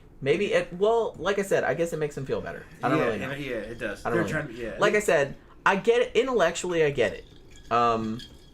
I was not raised religious, thank fuck, because I don't really have any patience for it. And so it doesn't make a lot of sense to me. And I don't really understand why. I'm also, like, really introverted, so I don't really understand this whole... They're trying to be a part we need to be a part of a bigger group. I'm like, why? Ew. Who wants to be around people? Gross. This is that generation's and that segment of humanity. That was their version of, what is it called? Magic the Conjuring? They're called Magic the Conjuring. They're live action role playing with cards and shit. That's what they're doing. Yeah, but at least that's kind of fun. They think that's fun. I guess that's they do, weird, or they though. wouldn't be doing it. I mean, like I said, they're grown ass adults. They can do what they want, but it's the just problem kinda is when you have fucking adult that's like that, who's fucking unhinged and doing weird shit to their kids behind it. That's what bothers me. Shit like it's like, that. look, if you're a grown ass that's not adult, most of them though, and you believe all this crap, it's like I probably can't help you. That's not. But it's like you're subjecting children to this. Here in the West, though, that's not most of them. Okay. And now in the Middle East, you're gonna have honor killings. You know, my daughter looked at that dude's dick, so I got to kill her. That kind of weird shit. You know what I mean? Fucking. But here in the West, it's not like that. It's the equivalent of Rob Farrell and his mom. Are you gonna say that that's goth? Just because he thought he was a vampire when he killed a family? That's not goth. That's just fucking maniacs. Yeah, he's just a nut. Yeah, just a nut. Well, you have that in every segment. Yeah. Okay, we have it in religion too, but that's not really what religion is. Religion is live action role playing. Well, and in America, in North America, with this particular crowd that we're talking about. The thing about faith healing, though, is that obviously a lot of people really do believe it because they give these motherfuckers millions and millions and millions of dollars. Well, they think faith has a power, year. And it might. The faith, and they fall for like transparently stupid, and frankly like shameless, begging for money. It has to do with the age-old concept of sacrifice. If I give something up, I'll get something in return. Yeah, that's what it is I'll feel it. better about the bad things that I've done. Yeah. That's what they're talking about. Yeah. And it might work for them. It wouldn't work for me. Well, and it's very and this has all been, I mean, all the dudes, like faith healers and stuff, the ones that have made all the money, they absolutely know all of this because they're targeting people. I've read some of the letters that they sent out, like to believers and stuff. Like I was reading like this whole like cache of them, and they are targeting. I mean, to me, it sounds like super stupid, and it's just I'm just like, oh my god, how the fuck could anybody fall for that? But they're targeting those people's psychological vulnerabilities, and they know exactly what they are doing. And honestly, they will buy the same letters off of other and just like they buy the mailing list. But you don't that know says the same thing. That particular person that they're targeting might actually need that, though. You might be giving them a service. Yeah, give me your money. You'll feel better about the bad shit you did. Anton LaVey would say, yeah, really, it's not your burden to help other people or to unburden other people because they can unburden themselves, basically. Okay. And if you have a person who feels burdened about what they've done and they think that, well, if I give this money up, I'll feel better, they probably will be. So you should gain from it. For a minute until all of their bank account is drained. What would they were? Well, and they'll be living in a cardboard box. Here's the thing. If they're already poor, right, and they're not living hand to mouth, they could give up that money. Think about it that way. What were they doing saving money if they're poor? Real poor people can't save money. They're fucking living hand to mouth. But yeah, you gotta like pay bills. I fucking make a good amount of money, and I have a hard time fucking making it. I'm like an average fucking white boy with good credit. Everything my credit rating is what's good, not what's in my bank account. Well, yeah, I mean, I pay my bills. We make okay money, and like we can pay our bills and stuff. Yeah. But it's like we don't have a lot left over. You know? I can borrow money off money already paid on other loans. How do you think I'm building that kitchen downstairs? Yeah, because I'm owning this motherfucker. I'm paying for it. I'm not a renter. I mean, and hopefully someday we can sell this for a lot more more and make profit. I'm building a motorcycle right now. It's probably going to cost me $4,000 to build, but I could probably sell for $12,000 when it's done. because it's a two-stroke. We'll see if you from get the 70s. 12,000 for that. That'd be really I don't, good. yeah, so, you know, and I'm building a lot of that on credit. But like I said, if you could sell it for 12,000, that would be good. I think it's more reasonable than 9. Probably. Yeah. But still, that's still pretty good. Like, Yeah, considering like what you're putting into it. Good restaurant. So, you know, so I kind of feel like the whole thing, I don't know. Like I said, I'm just really conflicted about it because I do, on one level, I do feel bad for a lot of these people because a lot of them are maybe uneducated or they were brought up in this shit and they don't know any better, or they're really desperate, and so they're vulnerable to this kind of chicanery. But on the other hand, I'm like, also, you're a grown-ass adult who has presumably had a job and a house and relationships and children and shit like that, like adults have, and still fell for this transparent bullshit. So, I don't know. I'm kind of on the fence about it. So, but like I said, they do kind of take advantage of, you know, very well-known human psychological weaknesses, I guess we want to call it. Cognitive bias being one of the, confirmation bias rather, being one of the big ones, which is endemic, honestly. You know, particularly in this field, because you can watch an hours long faith healing session, if you want to call it that. And it's just kind of like watching a psychic on a talk show or something. And they use cold reading. Sometimes they use hot reading. Like if they know who's going to be there, like they'll find out shit about you ahead of time, which is something a lot of these motherfuckers do, which I'll talk about in a bit. But you can watch it, and the thing about it is if you already kind of believe in this stuff, you are going to just psychologically remember the stuff that impressed you or the stuff that was like a hit, and you're going to like forget the stuff that they messed up, you know? It's just natural. Like most people have this bias, and they take advantage of that big time. Also, they take advantage of the placebo effect, which is a very well-studied effect in medicine, where, like I said, if you have a positive attitude or they give you sugar pills or something like that, there is a certain percentage of people whose symptoms will be alleviated somewhat. Not if it's like a disease like cancer. That doesn't just usually spontaneously go away, although every now and then it does, and they don't really know why, but it's kind of rare.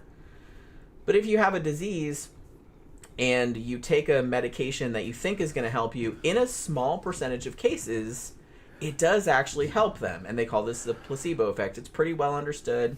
And they use that to their advantage also. Because like I said, most diseases, if they're not chronic or, you know, terminal or whatever, generally will go away on their own, or will kind of go in and out of, you know, it'll get better and worse or whatever. And so they take advantage of that as well. You know, because like I said, medicine is very complicated. Human body is very complicated. Yeah. And so they take advantage of stuff that we don't know. Well, I'm going to go ahead and throw this out. The fucking drug companies here in the United States will also do the same thing. They'll fucking make a... What are you shaking your hand for? They'll do that same thing. They'll fucking come out with a drug that really, they don't know if it helps you or not. It's not as good as the old one, but they have a patent for it. They can get the fucking insurance companies to pay for it. So just because they call it science and medicine doesn't mean it's any better than what they're doing here all the time. Some of the shit they give you here is fucking terrible. But yeah, so you see things like faith healing particularly get a lot of traction during you know, worldwide pandemics, like you saw in medieval Europe during the Black Plague and things like that. During that time period in particular, which we mentioned a little bit before, like people would go on these pilgrimages to visit relics of like the saints, and you know, let's go see Jesus's foreskin, and that will cure us of our dropsy or whatever the fuck, you know what I mean? Because like I said, in times of uncertainty, superstition tends to increase. That is a very human thing. Like humans want to control or feel like they're in control of their environment. And as things in the environment get further out of their control because there's a pandemic or some kind of worldwide cataclysm or something like that, then obviously people are going to turn to superstition because they feel like they can control things more. So it's like, well, this amulet is going to protect me, or this, shaman is going to do this, that, and the other, and, make my disease go away. So I understand that. But you can see, like, why that kind of shit flourishes during times of uncertainty, such as that. We should do a whole show about religious relics. That kind of shit just fucking cracks me up. Yeah. Well, there was a whole industry. I know. Well, that's what I mean. It was an industry. That's exactly what it was. Yeah, a medieval industry of making fucking relics.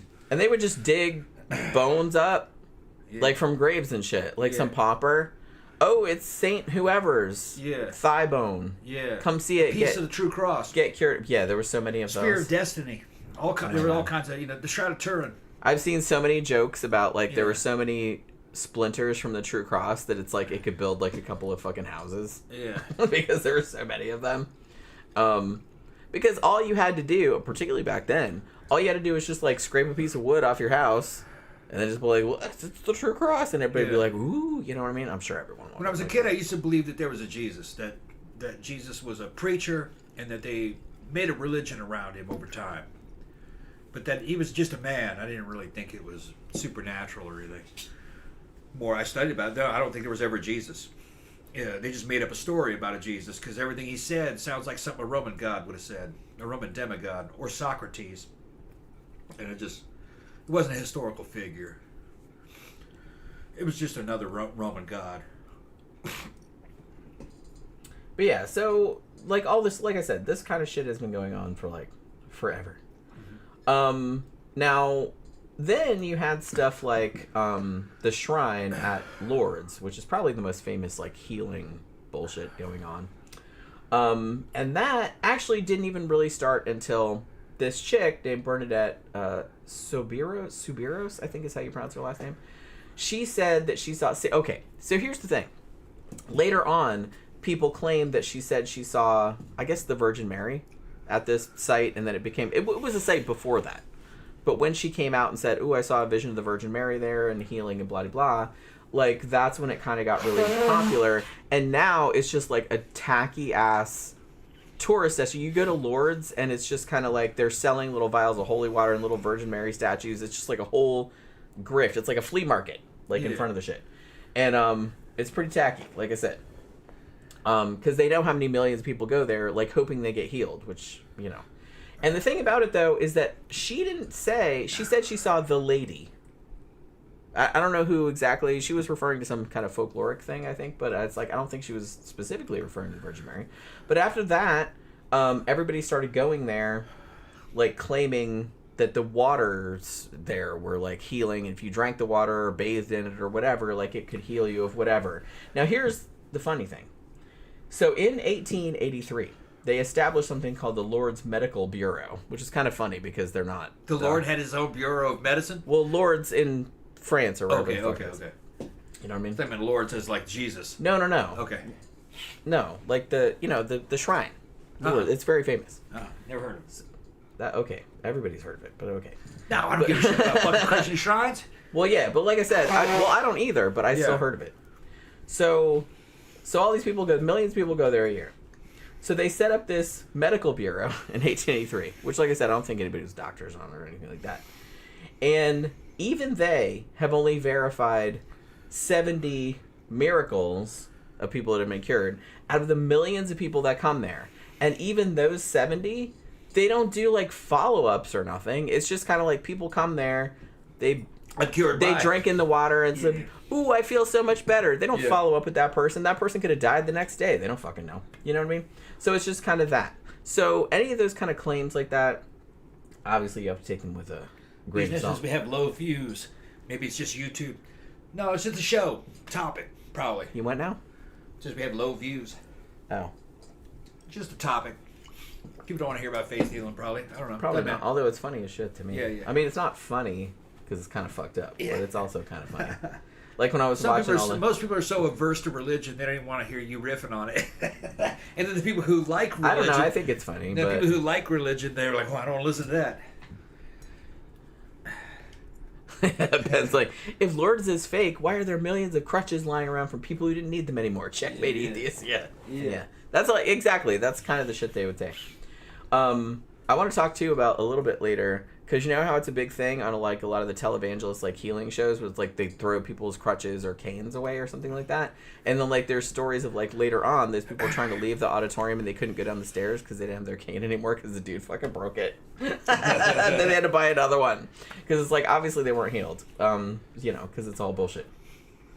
So so there was that kind of shit going on. There was like the whole Catholic versus Protestant thing, and Protestantism kind of went off and then kind of birthed the Pentecostal movement, which I kind of feel like is more, that's kind of more where you don't see a lot of Catholic healing shit nowadays. Maybe you still Yeah, do. you do. I mean, well, I South think America. that, well, yeah, but no, I'm talking about here. I'm talking about like, I think There it's aren't very more many like an Catholics. evangelical There aren't as many Catholics, that's why. thing, or Pentecostal kind of thing. Yeah. Especially in the South. So in the early 20th century, you had like some Pentecostal movements. You had like where they started doing like the speaking in tongues kind of shit, which is just babbling nonsense and pretending you're saying something profound, I guess. And you know, so there was that. Also, you had with this bitch we should do a whole fucking show about probably. Amy Semple McPherson. She was a very pioneering evangelist back in the early 20th century. And she was actually born in 1890, and she founded the Foursquare Church. And she was kind of these ones that would do these big healing rituals, like in Los Angeles. Like she had a temple there, and so thousands of people will come see her. She was a big fucking deal. Like I said, we should do a whole show about her because she's kind of a fascinating person. But she started that whole thing where she would kind of like cast out. She'd throw people's crutches away and get out of your wheelchair, and she would throw the wheelchair away and all this other kind of crap. But then, like, people back then, even back then, people were fucking skeptical because they knew bullshit when they saw it. They were just kind of like, yeah, most of those were plants. I mean, they were just people that she knew or whatever. And another thing that kind of damaged her credibility was a little bit, was that in 1926, she staged her own kidnapping. She actually claimed that a couple had come to her, like she was on the beach or something, and wanted her to heal their son, and this couple allegedly chloroformed her and took her to Mexico. Turns out, though, that she had actually just run off with her lover, a former employer, like she was having an affair, and ran off with her, who was a former employer, whose name was Kenneth Orniston, and they were just hanging out at this resort in California, and she just claimed she'd been kidnapped, just to get sympathy, I guess. You know, it kind of came out later, but as in a lot of these cases, it didn't really completely diminish her star power, I guess. So then, later on, you also had people like fucking Oral Roberts, very famous motherfucker. Yeah, and not gay, by the way. Just because it's two Roberts going oral, that doesn't mean that it's gay, okay? Okay. Every time I'd hear that Oral Roberts, I was going, man, that's gay as shit. Name your kid Oral. It That's sounds a weird gay as shit to It's me. a weird fucking name. They were, what's that?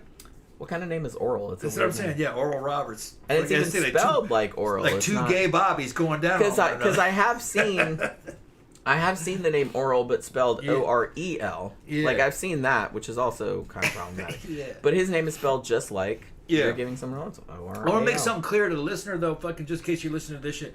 Me and Jen fucking bust on Christianity, but I actually like Christianity. I think it ranges from pretty cool artwork and fucking cool all ideas, that's cool. and to the hokey ass shit and almost kind of like the abuse of it. Yeah, it did a lot of good things in Western civilization as it came up, but man, fucking those motherfuckers, if it's misused, they can fucking really fucking piss you off. Fucking, don't go see that movie. It's just a fucking movie, you know. Oh no, better not do this. They become very Karen. That's the problem with it. You know what I mean? But It's no, a very fucking, Karen religion. man, yeah, Catholic Mass, that's just beautiful. You know, Catholic burials, weddings, all that shit's very cool. It has some, even the Protestant stuff, you know, very cool imagery. It's just that I don't really think there's much to it. It's just a cultural artifact, part of Western civilization.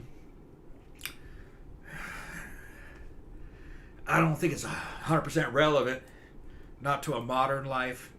Absolutely not. But, some of the imagery is very cultural, very important. Like if I tell you something's satanic, you know exactly what I'm talking about. It's apocalyptic. So it made a lot of contributions in just progress moving forward, out of a fucking dark age, Not so much anymore, but yeah. Yeah, but it's very retro now. Very retro. I mean, aesthetically, I'm really into... I really like medieval Christian art. They had some good shit. All the stained glass windows, all those illuminated manuscripts, all that stuff, beautiful. Like, I've seen a lot of that stuff, like, in museums and stuff over the years. And it's just, like, I love all that stuff. The idea behind it, not so much.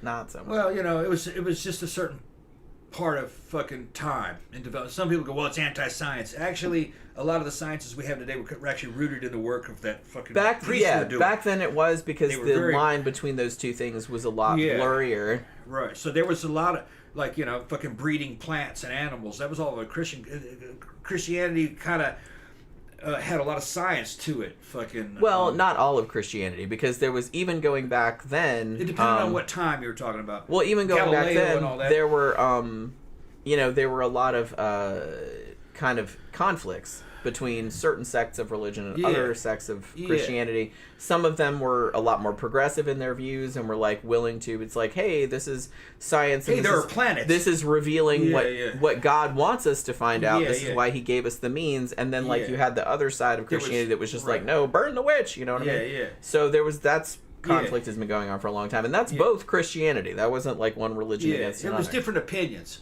Yeah, it was just human opinion on things. Sure. But, it was...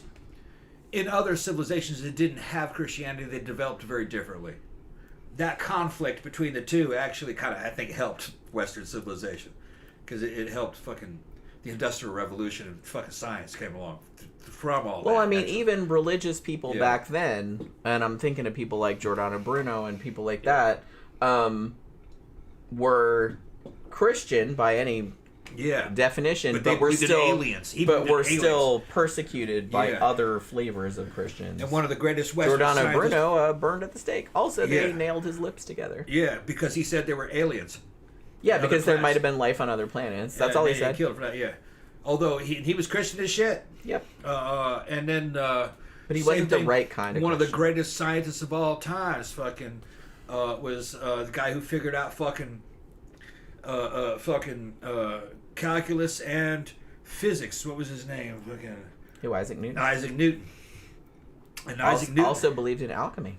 I want to do a show about that probably one of the highest IQ of all fucking times, and he was super religious, probably gay, but super religious. But he also believed in angels and everything. People are complicated. So it's not really. There wasn't any contradiction back then. It was just the belief structure of the time. Yeah, they didn't really have the context, cultural context. That we have he was just now. Genius though, and could like figure it out seems weird. counterfeit. It seems weird to us, but it's just kind of like, he worked for the mint for a while. Figuring out and I read a couple books about that. Could they actually make gold? Are counterfeiters making gold? There's all kinds of shit he was trying to figure out through alchemy. Yeah. He actually kind of believed they could. Yeah, and Newton was a genius. He had to have been at least like 160 IQ. The motherfucker was brilliant. Crazy though, weird. He was a little bit weird, Yeah. But people with that intelligent are usually a little bit weird. Yeah. In various. And they say he was a dick. Fucking. I've heard that. He was kind of like a. I don't know. I've read a couple. If he thought you were guilty, he said you were going to die. I've read a couple books about it. He was a complicated individual. Like I said, I would actually like to do a show about him because he's really fascinating. And knew nothing of women. Shit about. From what they said, I think he was gay. He seemed to me more like, from what I read about him, he seemed more like an incel. Or like an ace, like asexual. Maybe. I think gay. But it could be. But like I said, back then that wasn't acceptable. I think that's what I'm saying. I think he was very religious. I think he was gay. So therefore, he decided not to have any sexual contact with anybody. That's the way. That was my interpretation. Probably, yeah. Because that was a sin. Yeah. That probably happened a lot. That's how religious he was. I would imagine. Yeah. But he was a genius. Yeah. But just because you're a genius in one field doesn't mean you're a genius all around. He was just working with the tools he had. Yeah, and like I said, the time that he came up, that's, the culture you grew up in makes a huge difference also. But like I said, I always found him like a fascinating person. Like, in a lot of ways, he seemed like really ahead of his time, but then in a lot of ways, he was very of his time, too. Which, you know, like I said, it's hard to escape the time that you came from. Like, it's very difficult to kind of transcend that, you know? And especially back then. So yeah, fucking Oral Roberts.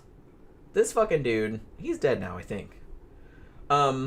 He wasn't the first one to do the whole tent revival to TV kind of thing, but he was kind of the first big, you know, guy to do that. And, like, transition everything into the, you know, fancy technology of TV, like in the 1950s. Now, he said that he had visions of a 900-foot Jesus, and I was just like, oh, that must be, because I think there was a band or something, like, weren't they in the 90s? It was called MC 900-foot Jesus. I think that's where they got that from. But yeah, so 900 feet, that's pretty cool, like that one in Brazil, I guess. So he saw that, and he built this whole empire. Now, the funny thing about this is that, so he built a university, we'll put it like, I'm sure they didn't teach you anything worthwhile.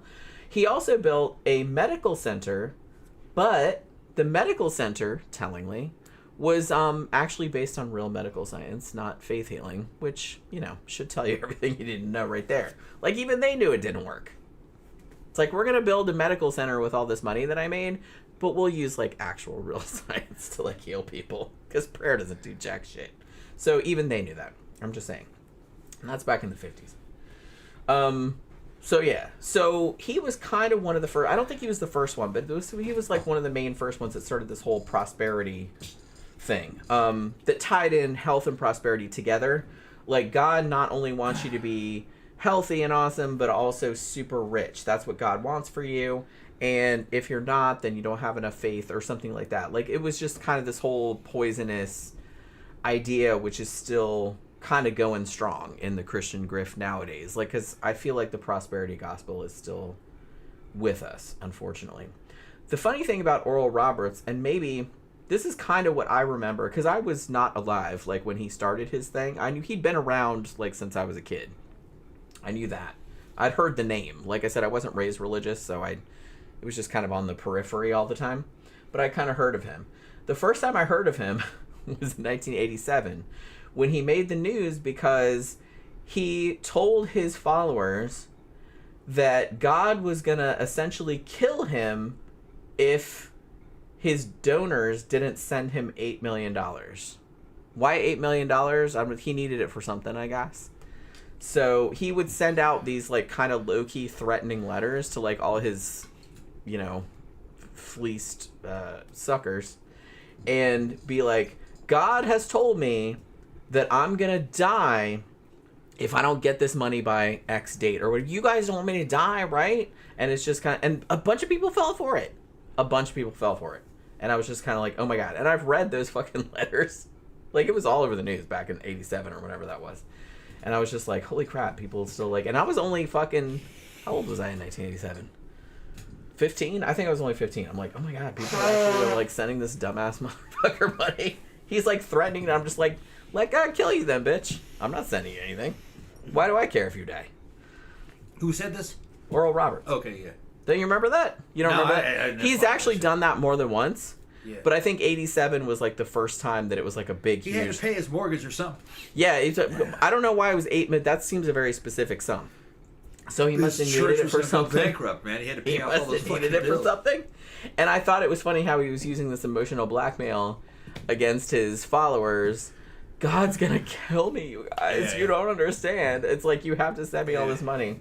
And it's just like, oh my God, that's so fucking funny.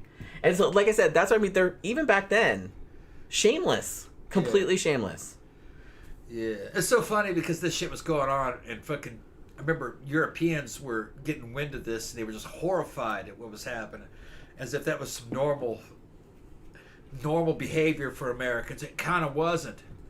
It was. What was funny is Most of us think that's shit's crazy. most people just thought the shit was fucking ridiculous. Or they didn't think about it at all. They didn't think about it at all. It's just, it's didn't a really pretty... know about it. I mean, it's more people than it should be. It was a little subculture. Yeah. It's more people than it should be. It was a little subculture of people watching on fucking, like, the weird new underground channels and cable channels that were happening at the time. And it wasn't like mainstream media that these guys were on. No, they had their own networks. They had their own networks, yeah. Like, I would watch them sometimes, like, just for shits and giggles. Like, 'cause it's pretty fun to, like, kind of have a few drinks and, like, watch some fucking evangelist on there with his stupid strangers, like... But I remember being in Brazil Wow. here and having European friends I went to school with, you know. They would talk about shit like these televangelists, talking about American religion, and I didn't really even know what they were talking about. Yeah, it's I was like, that's not really religion. That's not really American religion per se. That's just like a business. And the average American really wasn't paying attention to what they were doing. You know, it was like, because cable TV came out. And all of a sudden, you know, you went from fucking 4 or 5 channels to like fucking 30. You couldn't watch them all. You know, I had my shit mostly set on MTV. Back when MTV was good. And, but you had some religious people living in trailers and shit who were really middle-aged or beyond middle-aged, who were older people, watching these dramas. And really it was kind of like what we would call in the 90s reality TV. That's what those channels were like. Every time they come on, they might come on a couple times a week. Each little preacher kind of had his own story, and it was like reality television. And they had their own little followers, their own little audience, and you could dial a number and call them and pledge money to them to keep the show going. I would call it prototype reality television. Yeah, I guess. And but that wasn't mainstream religion. I was that's a kid. a pretty small subset. Yeah. I mean, a lot of people believe it. I would be a kid. I remember going through the channels and seeing that shit and just immediately like, what the fuck, and just keep chasing. Like I said, I used to watch it sometimes because it was funny. Well, the only time I remember ever fucking stopping when I was going through one of those channels when they were talking about like fucking Revelation and like the beast and the whore of Babylon. It's like more like a horror movie. Yeah, well, that's fucking like the coming Antichrist and shit. And it was interesting. It was like, really? Oh man! But then it would get kind of hokey. Then they'd ask for money, and I'd turn that shit. Let's go back to MTV. You know, it just didn't really. And like I said, they were absolutely, even back then, they were absolutely not shy about asking for money. Yeah. Like, they were just really blatant about it. And people, like, fucking fell for it. But like I said, I think but that it they didn't represent the average I think American. they did it that way just to target the most gullible people. people. They were targeting a certain the kind of person that would send them $100. Yeah. Just for saying, I'm going to die. Well, God's going to kill me if you don't send me money. They weren't asking for that, though. They were asking for, if you can take $5, $10. That's all they were asking for. $5, $10. Some of them. I saw some other ones that were asking for much larger. Yeah. sums. Well, they would ask for anything. But really what they were mostly getting, I think, was $5, $10. But it was a lot like YouTube. Getting a super chat. That's what it was. At least we're entertaining. At least we're not telling you that we're curing your cancer. But that's what it was like. I would never. And it had a bunch of people. Because then when you pledged money, they would say your name. Oh, Beverly in Mississippi. Oh, Beverly, she just gave $100. Thank you. And they'd say your name. So it was just like getting a super chat. They, you know. Not just like getting a super chat, because like I said, we're not promising anything. Yeah. Well, I mean, it was that effect. Yeah. You know what I mean? It was like you getting a super chat. So you feel like kind of. But they were doing it on television. Yeah. And then all the little people watching nobody knew who Beverly was. You know, they couldn't talk to each other. No one cares about Beverly. Yeah. Like I said, she just lives by herself in a trailer somewhere. Praise the Lord. That's probably hoarded. Yeah. I have a picture in my mind of like the people that send these people money. And it's probably pretty accurate. What's that? Oh yeah. Like the people that I see on Hoarders. On Hoarders, yeah. It's exactly who it was. That's who was sending. That's who I picture. Yeah. Somebody that was on Hoarders. Somebody on Hoarders, yeah. That's who was sending. That's who's sending the money to fucking Home Shopping Network. That too. Yeah, same thing. Well, now see, my grandfather was a hoarder, but he would never have sent money to like religious people. Home Shopping Network was the same thing, because they'd talk to you over the phone and they'd say your name. They'd even patch you in so everyone could hear you talking over the. It was a chance for a lonely person to get on television, just the voice. See, that's like so sad. For buying a little fucking trinket, and it would be like a necklace, and they paid $40 for it, you know.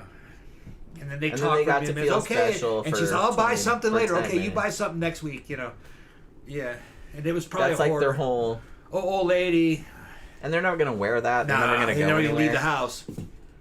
It's like, that's really sad to me. But you gotta ask yourself: is that abuse or is that a service? I think it's more of a service because I think that person might be slightly getting a lift I mean, out it's of a it. gray area. They're getting like a lift It's out a gray of it. area. They heard. But like me. I said, Home Shopping Network, that's kind of Yeah. slightly different. Yeah. Because that's not exactly a grift.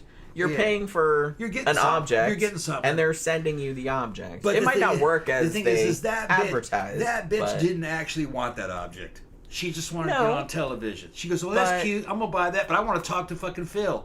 And you know, like the dude, Or that's whoever the hell, yeah. or whoever it is. Like, I get it. That's what they're doing. But like I said, I wouldn't consider that a scam because you're buying Yeah. just because you're getting like a little bit of human interaction on the Yeah. side. That's just like a bonus. Yeah. But you're actually getting the thing that you ordered. Yeah. Yeah, it might not be as cool as they tried to make it seem, Yeah. but that's kind of all the stuff. 24 gold-plated carroted fucking.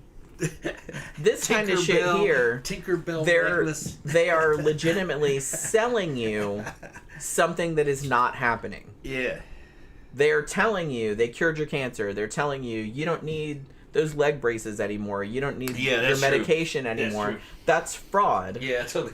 You know what I mean? QVC isn't necessarily fraud because they're selling you a product and they're sending you the product. They're not scamming you. Yeah. So, you know what I mean? They're not selling you stuff that doesn't exist. So that's kind of a big difference. Yeah, it's equally sad and it's probably like the Yeah. same audience, but I'm not as mad Yeah. at QVC because at least you're getting something for your money. Yeah. Even if it might not be what you wanted or it doesn't work as they described it or whatever. But it's like they're not saying they cured you of all your diseases and shit. Or they're sending you some bullshit thing of salt, Yeah. saying it's salt from the Jerusalem Sea, even though it's like a salt packet that they got from McDonald's or something. You know? Which they did that too. It's just... Oh, and Salt from the Jerusalem Sea came out of a packet. well, yeah, they're just like, well, you have to put this spring Special miracle salt, water. it'll- This was a Peter Popoff thing, Yeah. and he's like, he'd send you this spiritual water, and it was Yeah. like it was super expensive. It was like $40 or something, and this was like years ago. It's like they'd send you this tube of that, and then like they'd say it's like you have to put the salt in it. You have to do this whole ritual. Yeah, So yeah. the more things you have to do, one, the more effective you think it is, and two, like the more they can blame you if you fuck it up because it's Yeah. like, oh well, you just didn't do all the steps right. Like we You told couldn't you. overcome your sin. Yeah. But like it's funny because I saw a couple exposés of that where people actually ordered the stuff. Yeah. And it's like it's this little thing of water, and it was like literally like a little pack of like iodized salt, like you'd put on your French fries, Yeah. like at a deli or Yeah, something. yeah. Magic salt. Yeah. But they said it was like from some like it was from Jerusalem or They didn't even bother to they give you didn't even the, like bother to put it in like a cool they like didn't package even or bother to anything. give you the kosher sea salt. Right? I was just kind of like, man, cheap motherfucker. Yeah, and they just like give you little pieces of fucking cloth. Oh, it's a prayer cloth. I sweated on it. It's my Yeah. magic Christian sweat or whatever the fuck. It's like the grift never ends. So yeah. So Oral Roberts, like I said, you know, didn't die, but he didn't get the $8 million. But he kept repeating that grift until like people were just kind of like, man, what the fuck, you know what I mean? But like I said, I don't think he was ever, even when that came out, and I remember that being a big story, he still kept going. Like they don't ever seem to. No. Why would you That's stop? kind of the frustrating thing is they never really seem to see any consequences for like all of this crap that they're doing. If it was anything other than religion, they would be in trouble. They would be in jail. It's a spiritual product. Yeah, and it's like, So- well, I guess because people feel like, oh, well, you can't prove it one way or the other. Yeah, it's a Like, we spiritual can't really, product. we don't want to get involved. They're But it's like selling if you were salvation. using anything, if you were doing like a real estate scam, for Yeah, example, yeah. like Yeah, you would it's be in different. fucking prison. Yeah. Or like a stock market scam or Yeah. something, you would be in prison. There's- But because you're putting a veneer of religion over it, like somehow you can get away with it. They're selling feels. Yeah. They're selling feelings. Yeah. I don't know, man. Well, there says, Benny Hinn cured me of my eczema. Take that, non-believers. Yeah. Funnily enough, some people, what they're doing would probably be illegal in other countries. but in some countries it is. Yeah, here it's not illegal because kind of the concept is well, if that's what you want to buy, then buy it. You know what I mean? You can buy it. It depends. It's You're kind of like I you said. buy It's, feelings, you know. and it's weird because it's kind of a gray area. And like I said, I feel like if you have religious reasons for something, you get away with a lot of shit that people that don't have religious reasons for doing the same stuff would get in trouble for. Yeah. Like, for example, if your kid has diabetes, for example, and you don't take them for treatment, a lot of and they die, like, a lot of those parents will get off because, you know, they're religious. Oh, well, they genuinely believe that just praying over them or rubbing them with olive oil or something like that would, like, cure them of it. And it's like, it's not their fault that they really believe that. It's like, I'm like, no, that's a minor, so probably. Yeah. I mean, they didn't have any choice in the matter. The kid didn't. Yeah. You know? But they carry those parents' genes. So maybe you shouldn't let parents like that fucking have a next generation. Maybe those genes would lead to that kind of thing. I mean, but to see the thing about it though is that, well, yeah, but that argument breaks down because a lot of children of religious parents like bust out of that stuff because they're like, fuck this bullshit. You know what I mean? I've known many people that were raised religious that were just like, fuck all this shit and became atheists later. So it's just like, you can't predict. Like, that doesn't mean that kid is going to end up just like them. Yeah. Like, a lot of them will not. Over time, it might make a difference, though, in genetics. Because there might be a genetic propensity for that kind of thinking. And over a period of 1,000 years, that might make a difference. I don't know.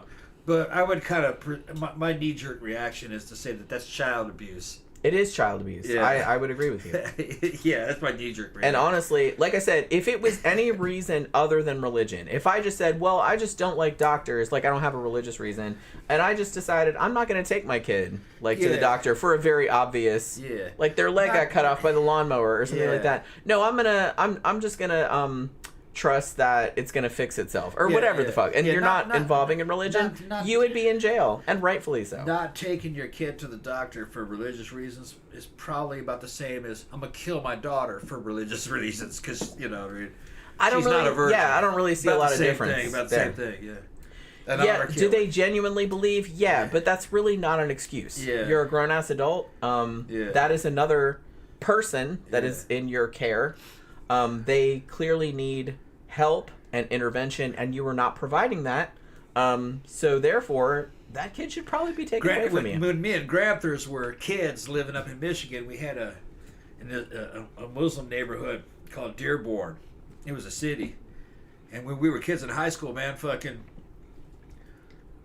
one of the high school girls there wanted to run away from home. This Dearborn was probably about, how far away was that, Granthers? Maybe fucking 25 miles, 30 miles. One of the high school girls, I think her parents were from Iraq or something. I think they were from Iraq. She wanted to run away to go live with her boyfriend. And the dad fucking beheaded her in the fucking front yard. I remember when that shit happened, man. It was on the news. We were like, what the fuck? That dude went to prison, though. Well, yeah. You can't behead your daughter in the United States. I mean, that shouldn't especially really back in the need 80s, to be said. man. Yeah. But, like you're saying, yes, that's obviously an extreme example. Yeah. But if your kid has, you know, a disease that is curable with modern medicine, like diabetes or something like that, or treatable, or, you know. I think it's similar. It's kind of the same. Yeah. I think it's I mean, obviously it's not as egregious as cutting off their head, but you're still killing them, just more slowly. So, you know, I kind of think it's sort of similar. And a lot of states, not all of them, but a lot of states still have exemptions for people that genuinely believe. Cause like I said, I was going to get in, and I got like several cases at the end that I kind of wanted to discuss briefly of kind of more modern, like in the last 10, 20 years or something, of people that were in various religious sects or cults or whatever that didn't believe in modern medicine for whatever reason, and so thought that just praying over the kid would fix them, and it didn't. And mostly none of them were charged. Because like I said, I believe it's 31 states still have an exemption for genuinely felt religious belief. And if you genuinely believe that just praying over your kid is going to solve the problem and they die, they're not going to prosecute you. I really don't agree with that, man. I just really don't. Because like I said, if you had another reason that wasn't religious, They would put your ass in jail. They would at least take your kids away from you if they didn't die, and rightfully so. You should not be raising children with that fucking mindset. You should not want your kids to suffer, and you should not deny them. I mean, we have medical science for a reason, you know. Shit's out there. Not everything can be fixed, obviously, but a lot of things can be. And why would you let somebody suffer when there was something easily available that you can... I just don't understand that. I don't understand that. I don't have any kids, but I can't understand that doing to your kids. So, yeah, to me, like he said, the example that he gave with like the beheading and stuff like that, it's kind of the same thing. It's not as active, I guess. It's more passive, but it's still kind of murder. Kind of. Because you had the means to prevent that, and you didn't. You know? I don't like it. And I don't like that they're given a pass. And I kind of wish that they would kind of crack down on that kind of shit. Because it's just not an excuse. It's not an excuse. Like I said, they're a kid. They don't have a choice. You're an adult. You do. But your kid should be taken away from you, I feel like, if you have those kind of views. That you're not going to help them. So yeah. So after the Oral Roberts thing, like I said, the Oral Roberts thing where he said he was going to die if he didn't get 8 million. Man, I wonder if I could do that. Like, the more I read about these kind of grifts, I was like, man, I wish I didn't have a conscience so I could do this. I might still. You know what I mean? I would feel bad, though. I know they don't. I would feel bad taking advantage of people that are either not that bright or super lonely or super desperate or something like that. I can't in good conscience like bring myself to do that, but apparently these people don't have that problem, and that's why they are millionaires and I'm not. I guess. But yeah, so you know, damn having a conscience. I would rather have one than not, though. So yeah, so Oral Roberts, like I said, he wasn't the first one to do it, but he was kind of one of the first big figures in faith healing and that kind of stuff. And he was kind of one of the first ones to utilize mass media in that sense of radio and TV, like to kind of spread his message. And then he had a protege named Kenneth Hagin, and he was kind of the one that didn't start prosperity gospel, but he was the one that kind of codified it. You know what I mean? Where the Lord wants you to be prosperous. And a lot of the shit behind that grift was you have to send me money out of faith, and then the Lord will return it to you tenfold or whatever the fuck. You know, very, very effective grift that was. I remember much later in the 80s and 90s, televangelist, who I'll talk about a little bit later, named Robert Tilton, who basically said that exact thing. And his big thing was to give out of your need.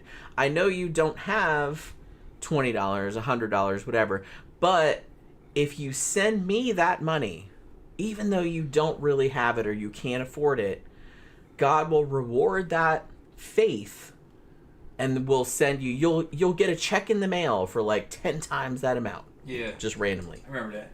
Like, he would say shit like that. And of course that never happened. You know what I mean? Because why would you just get a random check for $30,000 in the mail? You know? They're keeping Scientology I've never working. had that happen. They're keeping Scientology working. Yeah. But if Same you shit. didn't have that happen, then he could just say, well, you didn't have enough faith. You didn't believe enough. So it's your fault. Yeah. So they win either way. Yeah. There's no way for them to lose. Well, you should know. You're involved in this Like I religious said, kind of cult behavior. That's fucking- why this is like the perfect grift. They're doing the same thing, though, that some of these other bitches would fucking do in these cities where they're trying to manifest something through willpower and like the secret. It's kind of like The Secret. The Secret, yeah. They're trying to manifest. It's the same thing, just like same book and bull. which The Secret is kind of like a non-religious, It's a secular version. a secular version It's a of this, secular and it version is of it. equally bullshit. Yeah, bullshit.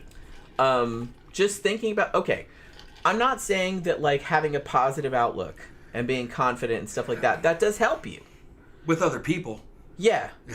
But it's not going to magically make No. $1 million appear in your fucking bank account. No, Believe not with me, you I've just tried. sitting, not with you just sitting alone at home, not fucking doing Just anything. thinking about it. Just thinking about it. No.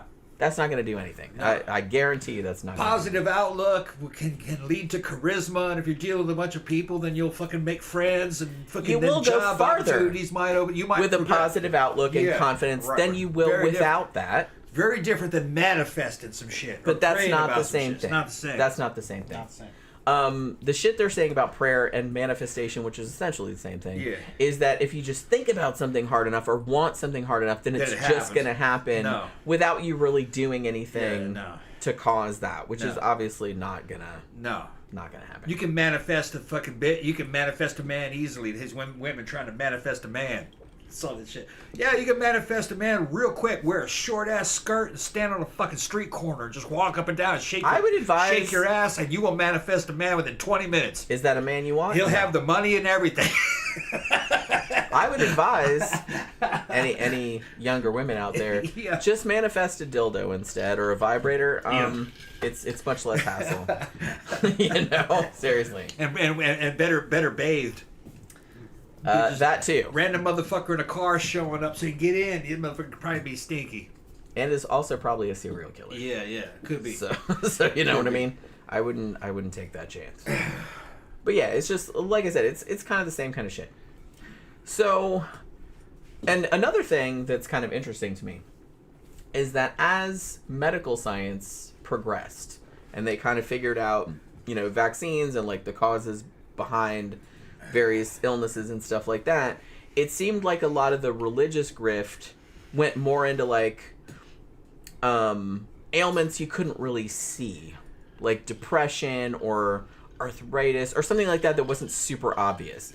Like if you'll note, any of these kind of like healing revival or shit they show on TV or something like that, have you ever seen anybody like spontaneously regenerate a limb? Like if they were an amputee or something? No. They never claim that though. They never fix anything that's visible, like you said, like eczema or something like that you can see. They never do that. And gee, I wonder why that could be. Because it's all fucking bullshit. That's why. They never do it. One of their favorite tricks, matter of fact, and I was watching a couple of videos about this, because I didn't realize that this was such a thing. But a lot of TV healers, like evangelists and stuff, will do this thing where they're like, we have somebody in the audience that it's like they were in an accident or were born with congenital or whatever, and it's like one of their legs is way shorter than the other. And they bring the person up on the stage and like sit in this chair and then put your legs in this chair. We're gonna make your legs the same length. Really? And it's like it's a trick. Yeah. I mean, magicians do it all the time. It's a very easy trick to do. And it's even easier to do with camera angles and stuff like that. But you can even do it in the street, and it looks like pretty convincing. It's kind of the same trick that a lot of magicians used to do, where they would seem to like grow. Like they would wear a suit, for example, that was kind of but they were kind of scrunched up like that, and then they're like, oh, and then I'm gonna like grow really big, and then they go whoa like that, and then like the suit would look like it was like really small, like they were growing. Yeah. And it's like it's a pretty effective visual trick, and like people will buy it if they don't really know what that is. So what they would do a lot of times with the leg lengthening thing, they said they would usually pick somebody that was wearing like cowboy boots or, you know, kind of bigger shoes or something, because it was easier to like take the shoe and kind of pull it off like that, so it kind of looked like their leg was longer, and then they would push this shoe closer to their foot, you know what I mean, and then they would kind of pull them both out like to the same, so it's like, ooh, ta-da, now they're both the same length. But it was obviously like just a trick. So I didn't really know that this was like a big thing, the leg lengthening thing. Some actually televangelist healers like did this a lot. Like they would, I'm like, are there really that many people walking around with one leg shorter than the other? So what you're saying is it's basically the same thing as the pornography or photography trick of fucking stretching a woman out. Yes. And you stretch her out and get her to fucking stick her gut in and fucking she'll look a lot more shapely. Well, everybody looks better like that than they do like that. Yeah, they crouched up. I mean, duh. Same thing. Very obvious. Yeah. If you notice a lot of Instagram girl photographs, they're stretched out when they do that. Fucking, especially the big girls and shit, they look a lot better when they're stretched out. Well, yeah. Because you they look more shapely. That's what they're talking about. But I didn't realize that was kind of like a big healing thing that they did, was the leg thing. Yeah. But like I said, most of them, if they're smart, they all have screeners, especially if they're on TV. And they won't pick anybody that is very, very clearly like really sick or really disabled. They try to pick somebody that looks like they maybe... And also they have plants, and they have foreknowledge, which I'll get into a little bit too. So here's a couple cases. I wrote these down just randomly, like before I get into like some specific case studies. But we had a couple cases where there was this woman named Catherine Coleman, I think is how you pronounce her last name. It was kind of a Christian healer type of person. And she had a woman there who was a cancer patient, and she had a back brace on. And during the festivities, like everyone was getting all, excited and everything, and she's like, take that back brace off, take the back brace. And she took the back brace off and threw it away. And the healer was just like, your cancer is cured and shit like that. Guess what? Somebody checked. That woman died 2 months later from the cancer. And actually, they said that the cancer the cancer was partially in her spine. It was kind of all around. And it's like the fact that she took her brace off had weakened the vertebra, and that had contributed to her death. Yeah. So there's that. Like I said, she's probably gonna die anyway. Well, I mean, she was. Yeah. But the thing about it is that you go to these big revival kind of things. Yeah. There's thousands of people there. You don't want to disappoint people, or you don't want to embarrass the healer, because if you're there and you paid a lot of money to be there, like, you obviously believe in this crap to some extent. So it's like you don't want to embarrass the person if you don't feel any better. So you're gonna kind of bullshit just to play into the illusion. And the fact that there's all of these other people just be like, yeah, like cheering for you, that kind of gives you some, like, an adrenaline rush. Yeah. And a lot of times too, if you don't have an ailment that's like really, like, you'll feel better for a little while. Because everybody's kind of hyping you up, If they know you got a fucking terminal disease, you're gonna die. My stepdad came down with Lou Gehrig's disease. He's like, I'm gonna beat it. No, he died. He died fucking 8 months later. And he had it for a long time. He just didn't know what it was. Yeah, I mean, the thing is that by the time he knew what it was fucking far too late. Like I said, attitude is a big factor. There's certain things that are your lifestyle is a big factor, but that's early on. There are some things, and there are some things that you can't do anything about, and that's just the way it is. Yeah, by the time he found out he had that, it was terminal. He was gone. Like I said, I don't even think with him, lifestyle would have made a difference. Probably not at that stage. Not with that thing. But he lived a long time. He was in his 70s. Look, my uncle was 32. And he died of a brain tumor. He was in good shape. He didn't do anything. He didn't smoke. He didn't drink. 32 is a baby, basically. That's what I mean. And he just, it was just bad luck. Yeah. And that just happens. Yeah. Like I said, a friend of ours, Kaylee, she died from cancer at 34. Cute as shit. Little bitty. Not fat. Not just. Looked like a little child. Yeah. She looked like a little bitty. Shit happens. We have another friend named Jen who died at 28. Yeah. Also, it was a brain aneurysm. Brain tumor. You never would have known. Yeah, and she, like I said, a tall, not in bad shape, not tall, good-looking thin, blonde girl. Yeah, long, you would never know. Straight blonde hair. So it's just kind of like you can't. Yeah. So I think that a lot of people, and this is, like I said, again, this is a very human thing to do. Everybody wants to think that if something bad happens to you, like if you get a disease or you're in an accident or something like that you did something to cause that. Yeah. And I think that people think that because it's like, well, I don't do that, or I'm a good person, so that wouldn't happen to me. That's random. But it's random, and that's scary to people. So this is why people fall for this crap, because randomness is scary. Like, it's scary that you could just get a disease. You didn't do anything to cause that. You just got it. Even if there's a genetic factor. I mean, that's not your fault, though. Even if there's some kind of genetic factor, it's still random because you didn't choose your parents. Exactly. You were randomly born to your parents. Yeah, you didn't choose that. You didn't choose that. So some of these people had genetic propensities for things. Sure.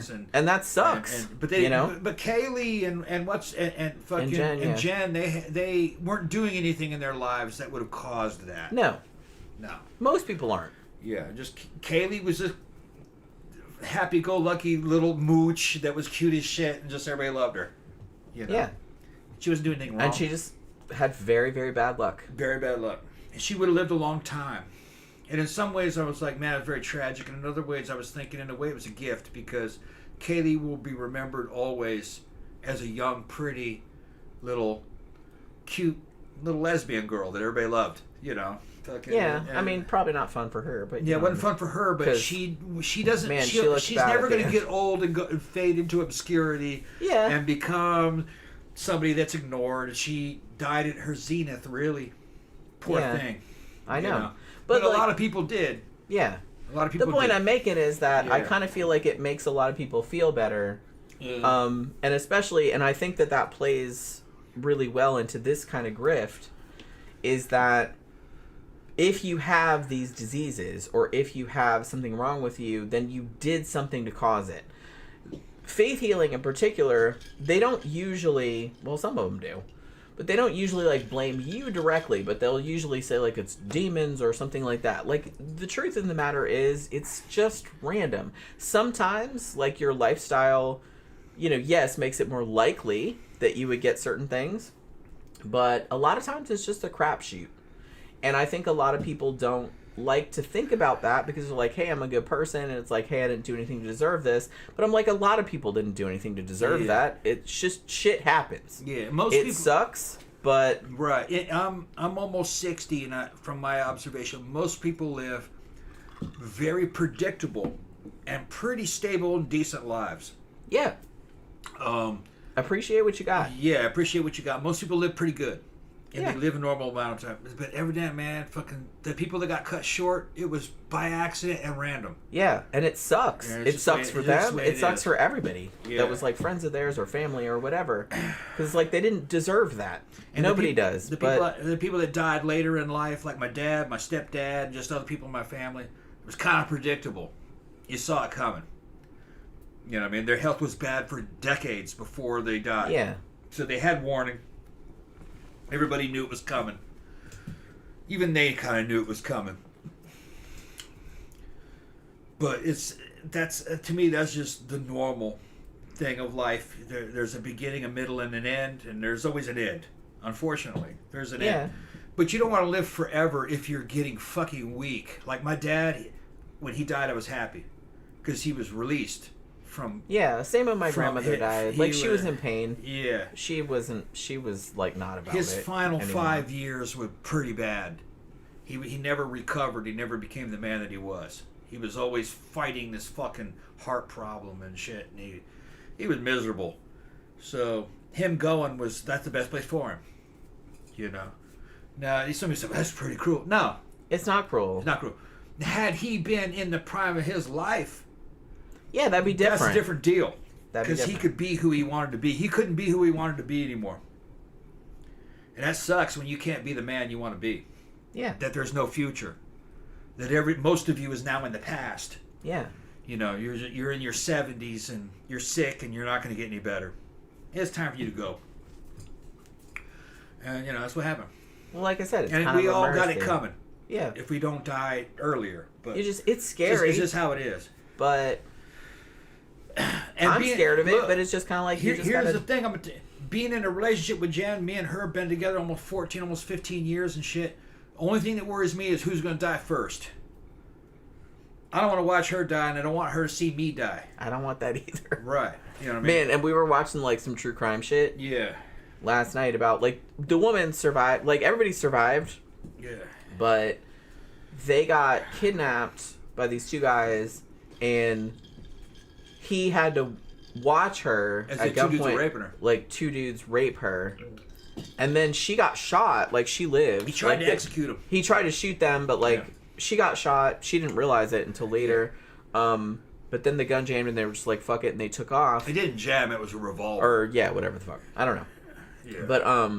But they both lived. It was okay. But it's just kind of like, I mean, it wasn't. And that dude left her because he felt like a failure. Because he felt like a failure. He couldn't defend, and they had a kid too. At home, the kid was a baby with a baby. That's why if anything like that happens, man, you have to become uncontrollable. Everybody has to run in different directions. Had they just fucking split up, bam, when they were under. Like I said, I don't like to Monday morning quarterback true crime shit. But don't let anybody take you anywhere. And don't let anybody take you anywhere. And do not cooperate. If there's 2 of you, fucking just run in a different direction. Spaz out. Be crazy. Because what happens run in different directions. Run at them. Do anything. Because as soon as that dude loses control of the situation, he hadn't planned for that. He's got to run after somebody. If he runs after one, that you might get shot, but you're probably going to get shot anyway. It's better to get shot before they fucking desecrate you. Hold on. Let me go to the restroom. You know? Yeah. I don't know. We talk about this kind of shit because, like I said, I watch true crime shit all the time. And, you know, Tom's just kind of like, he's like, man, in some of those cases, like some of the cases that I saw where the woman survived and, like, her boyfriend died or whatever, and he's just like, man, it's like, what do you even want to, it's like, I don't know, man. I don't know if I'd want to, like, I just probably, like, you know, just fucking kill me. You know what I mean? It's like, after all that. But, you know, in that case, they both lived, but she's old now and she's still pretty fucked up about it. And, like, I can't really fault her for that. I mean, it was really fucked up, like, what happened to her. You know, and they did eventually catch the guys, but it took, like, a really long time. So, I don't know. We do talk about that a lot. You know, it's kind of a messed up thing to think about. But in another way, I don't believe, like, Tom actually kind of believes, like, in an afterlife type of shit. I don't. But I'm okay with that. I've kind of, I don't even know if I'd say I'd made peace with it, because it's just kind of like, well, that's the way shit is. I just, you know, I'm just kind of like, I'm okay with it. It's all right. It's not good. It's not bad. It's just, that's the way shit is, and I'm all right with it. You know, do I think about it sometimes? Like, if something bad happened to him or something like that. Because, like I said, I think about it a lot. He goes out on his motorcycle, and he's been in accidents before. That's not how I would go. So, yeah, but I don't know that. I still remember that time you called me when I was at work, when I worked at that fucking place in Orlando. And you said you'd been in an accident. Yeah. I was in the lunchroom. Yeah. And you called me, and just my stomach just fell, like, all the way down to my feet. I've been in several of them, though. I was like, well, he's still alive, but it's like, I didn't know. Cars. And I ride when car activity is at its least. But, just... It's like everything else. You don't want to see the people you love die. You don't want the people you love see. You don't want them to see you die. Well, yeah, exactly. It's just like, it's kind of like the fucking "There's a light that never goes out." Yeah. The fucking Morrissey song. Know. It's best that we die together. Maybe we'll be blessed and we just die together. I mean, I would hope so. But you know, I know that rarely happens. Yeah, usually the guy dies first from some kind of problem. But I know it's weird. Yeah. I'm a realist. Yeah. So I've kind of thought about that situation. Don't worry about it. Just I know, but it's like, you know how I do. Yeah. Don't tell me don't worry about something. Worrying is my whole thing. Yeah. It's all that progesterone. I can't help it's it. It's that damn progesterone you're taking. Don't worry about that. Just no, well, even before I took that, it's just that's just the way I am. All right. I can't really help it. Be okay. Well, I don't think it's a bad thing, because it's just kind of like, you think about these scenarios and it's kind of fucked up. You don't really want to think about it. But in a lot of ways, it kind of prepares you, you know? Because then when it happens, it might not be as bad as you thought. Yeah. You know? Yeah, listen to Damon Nugent. He's in there he says, he's asking the question. He says, hey, Tom and Jenny. Oh, well, hey. Did you see a video of people who sold their cars and houses, and a mother gave a child to CPS in September because they thought the rapture was coming? Yeah, I saw that whole rapture thing. I didn't hear about that. And yeah, you didn't see that? No. Oh my god. What year was that? No, it was this year. It was last month. Oh man. Everybody said their rapture was coming. Well, not everybody, obviously, but a couple people did. Coming, yeah. And I don't even go. I don't even go years. on social media that much, and I heard about it, so that has to be something. I didn't hear about it, yeah. And obviously, how many times have they predicted the rapture? Many times. That goes back to the 20s. 1800s they were trying to do that. Longer ago than that. Yeah. Bitch, it never happens. I don't understand why. Like I said, why do people still fall for this stuff? I don't understand. So it's just coming out of the Book of Revelations, and a lot of Christianity doesn't believe in the Book of Revelations. Greek Orthodox doesn't have it. I don't even think Russian Orthodox has. I mean, you could and everybody because I saw a couple people make jokes about it, because obviously, you know, our heathen asses didn't think that shit was gonna happen. But it's like, hey, can we have your shit? Yeah. Can we have your house if you get taken, like, in the rapture or whatever? Because we knew that wasn't gonna happen. I've seen some really good analysis of what they're talking about in rapture in the Book of Revelations, and it has nothing to do with the modern world. They're talking about Rome, and that time. Well, everything. Yeah. That people interpret. Yeah. As being about, like, Book of Revelation, all that kind of stuff. They weren't talking about now. They were talking about 2,000 years ago. They were talking about back then. They're talking about 2,000 years ago in the final battle between Rome and fucking Jesus. They were talking and about what fucking- they knew. And the Carthaginians, I think is what They weren't- they're not, They weren't predicting the future. There's no such thing. And They actually, they were predicting the rapture They were predicting is a modern yeah concept. right. That is not. No. That is not biblical. Revelations was trying to predict a future that they were talking about 20, maybe 10, 20 years ahead of the time of writing. They were talking about a future that never happened. Yeah. It's now the past. But they were talking about a future, it'd be like, there's a lot of stories of futures that never happened. Like,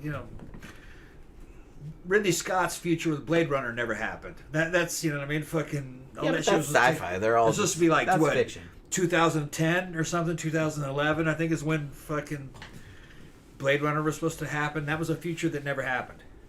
You know what I mean? And that's the way Revelations was. They were talking about a future that Rome never had. And they said it's coming soon because they were talking about armies and things that existed back in those days. So they were talking like 5 to 10 years in the future. Is what they were trying to talk about. Like I said, they're not talking about. Not 2,000 years. And like I said, the rapture was not a thing. That's a modern. That's a fairly modern concept. Yeah, it's just the way they interpreted something out of Revelations.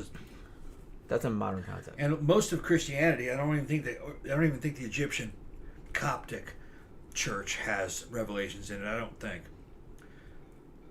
A lot of Christianity thought that the book of Revelations was a false prophecy, but the West has it. But just because it's Western doesn't mean it's true.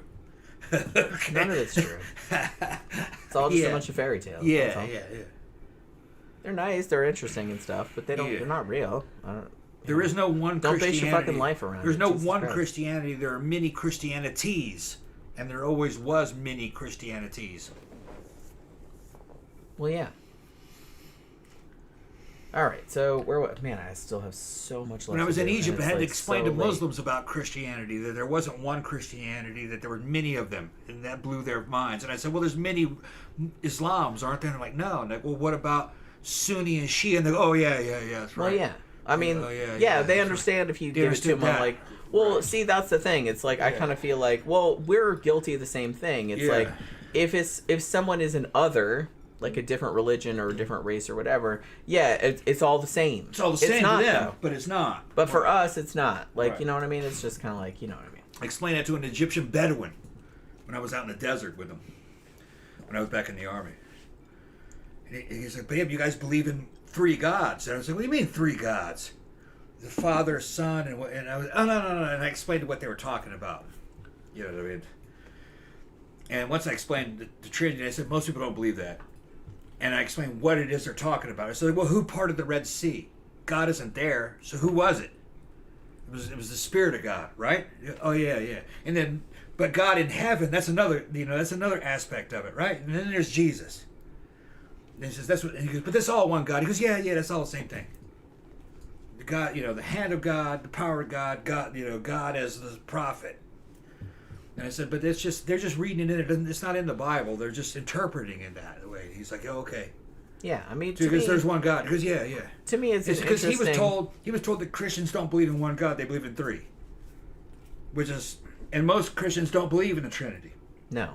Most of them are Protestants. They don't believe in that. Yeah, that's not a Protestant thing. So there wasn't he didn't know about that. Just because, Well, like I said, why would you? Yeah. We don't get taught about the intricacies of Shinto or right. Well, the you know, Quran says that we believe in 3 or gods. Islam or anything like that. So it's just kind of like It's because the Quran said that we believed in 3 gods. right.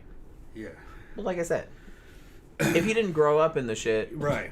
like you don't understand all the intricacies. That's Right, yeah, true yeah. everywhere.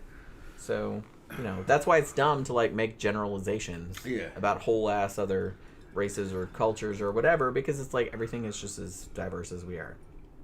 So Ben says Tom doesn't realize he and Jenny are replicants. I wish I was a fucking replicant. I'm kind of like a replicant. I'm bio-enhanced. It's just that I wasn't made out of parts of people that were genetically grown and assembled. They were more like Frankensteins. Yeah. Ben also said, Christ said quite clearly that he was going to return to us. The stuff about people flying off to some cloud to meet him is not strongly biblical. Yeah, like I said, the rapture shit, that's a later interpolation. I have to look up. We should probably do a show about the rapture one of these days, because that was maybe like 19th century that kind of came into prominence. Yeah, it's not old. It's not old. It's not biblical. It's not from thousands of years ago. I think that was 19th century. That idea came And I think about. that came from that book, Rightly Dividing the Word. My dad had it. Yeah, could have been. My dad had that book. I'm not sure if that was the first mention, but it might have been. Those were the ones that were waiting for the fucking the Millerites. The Mennonites. Millerites. My dad. I wanted to do a show about them. My dad had a Millerite book from the 20s. Yeah. They just waited. It was awesome. I think it was 20s. Jesus 20s. never showed up. You look. It had great illustrations Shockingly. in it. It had like fucking lithograph type illustrations in it. It was a beautiful book. When he died, I didn't get it though. His sister got it. It was called Rightly Dividing the Word. Dividing the Word. Divining or dividing. I think I'm gonna just say right here. And it was trying to calculate when rapture would happen. Yeah. Although I read it and it didn't make much sense to me. No, none of that stuff makes any sense. Right. Yeah. Well, here's the thing. Like, if you're gonna grift that way, yeah, which a lot of them are, don't put a real actual date on stuff. Or if you do, like, make it way far in the future after all those people are dead, because you still want all their money, right? So it's just kind of like, don't make it like a year from now or 10 years from now when those people will still be alive. Dumb. That's a rookie mistake. Rookie mistake. DVD Dragon says, if I give to the Church of Tom, will my testosterone go up? Oh, yeah. And is it tax deductible? Yeah. I'll make sure all that happens. You can try. I'll get that shit through the Chinese black market. You might get audited, tax. Though. Yeah, I'll fucking shoot you up and everything. You'll be 4 times the man. You may be audited. Yeah. Your blood work will look like something of a cheetah. You look like a cheetah blood work. Or a leopard. I've often thought that you should start an evangelist grift. I'd make a great fucking... You would be really My shit good would at be that. true. You would be really good My at shit that. would be true. It would be a warrior fucking school. Well, you could probably Training get in and on everything. that. You could make millions of dollars, man. There's like so much available. It's called turning... There's a lot of dummies out there. The name of my religion would be turning these bitches into men. Well, don't be that obvious. No, it should be turning y'all bitches into men. That would be the name of the church. I'll give you all kinds of I'll training. help you, Mark. Give you fucking infantry training, ranger training. Because, see, I've often thought of pulling a grift on these people. Weights, fucking... But one, I would feel testosterone. bad. And two, I think everything that I released about it would have a tinge of sarcasm. Which Instead of going to Mecca, we're gonna go to Korean brothels. That's where we're gonna go. Yeah.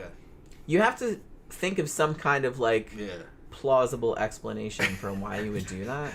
Like, that sounds kind of quasi-biblical. It doesn't have to be from the actual to go Bible. To brothels? They don't read the Bible anyway. Yeah. So you can make up kind of what you want as long as it sounds biblical, kind of. Yeah. But you know, atheists have read the Bible more than fucking Christians have. I guarantee it. And that's why they're atheists. No, the ones who've read the most of the Bible would be the Christian mythicists. Well, that's kind of the same thing. Yeah.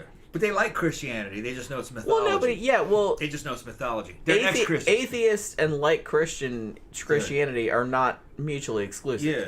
I'm not a fan of Christianity, but I understand it's interesting as a mythos.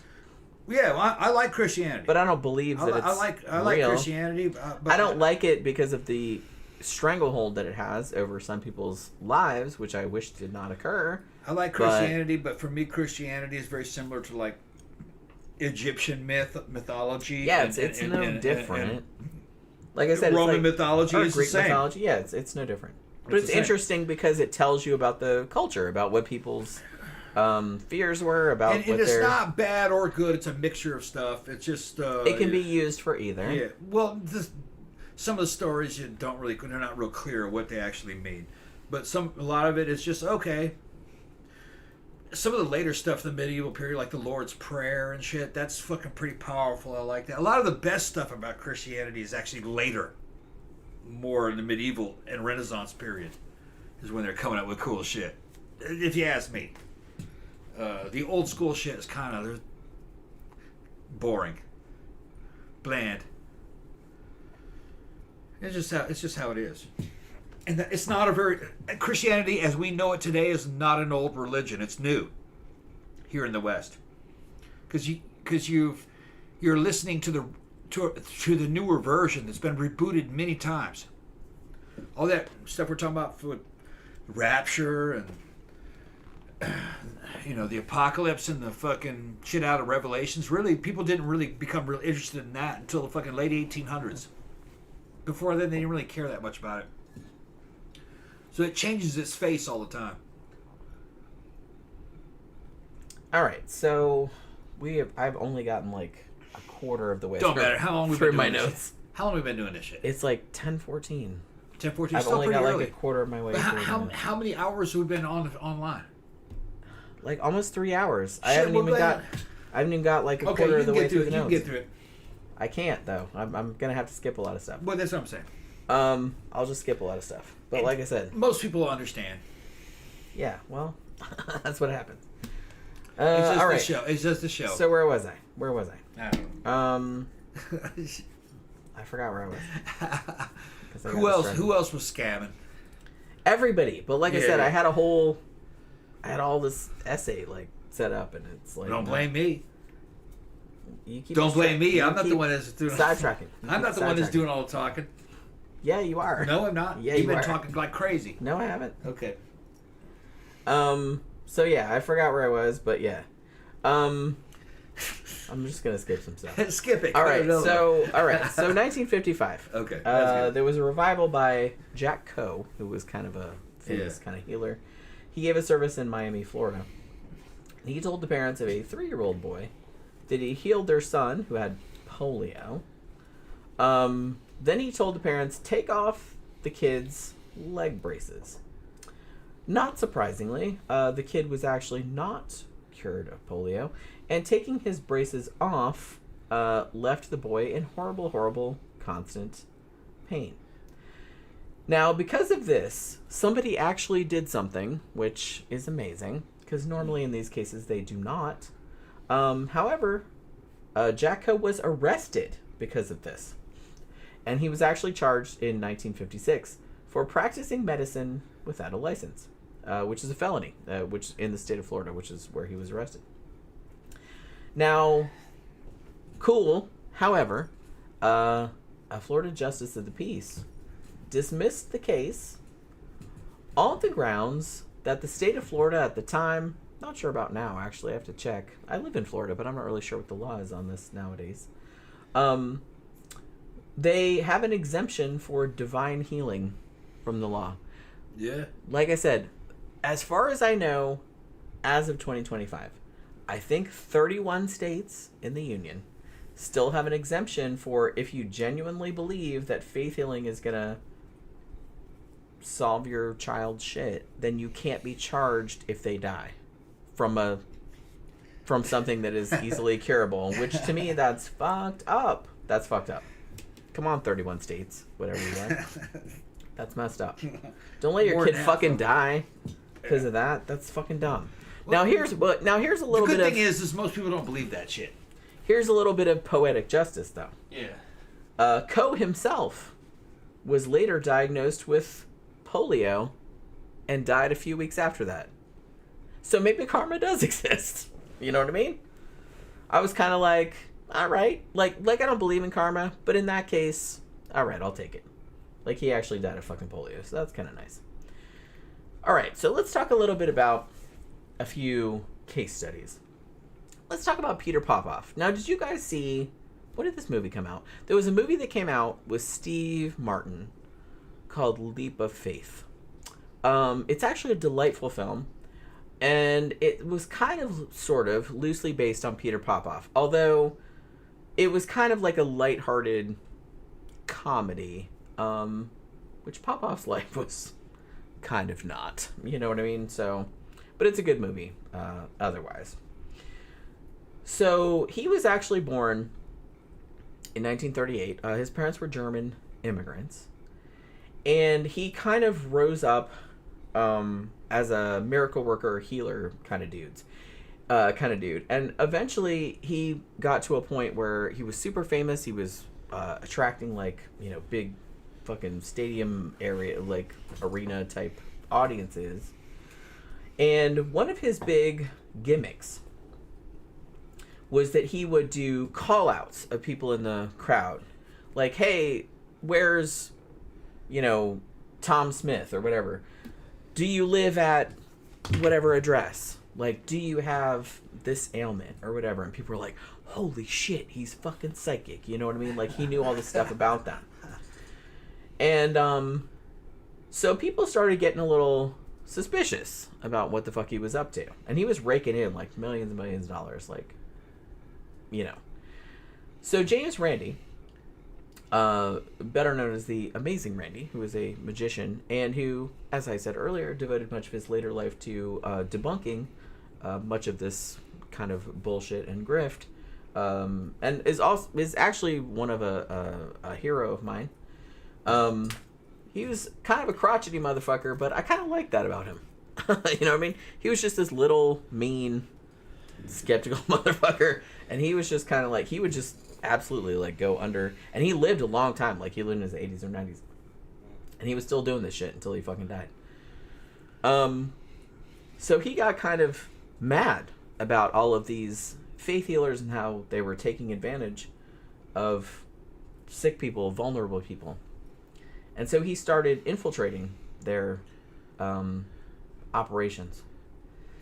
And probably most famously, he started infiltrating Peter Popoff's thing.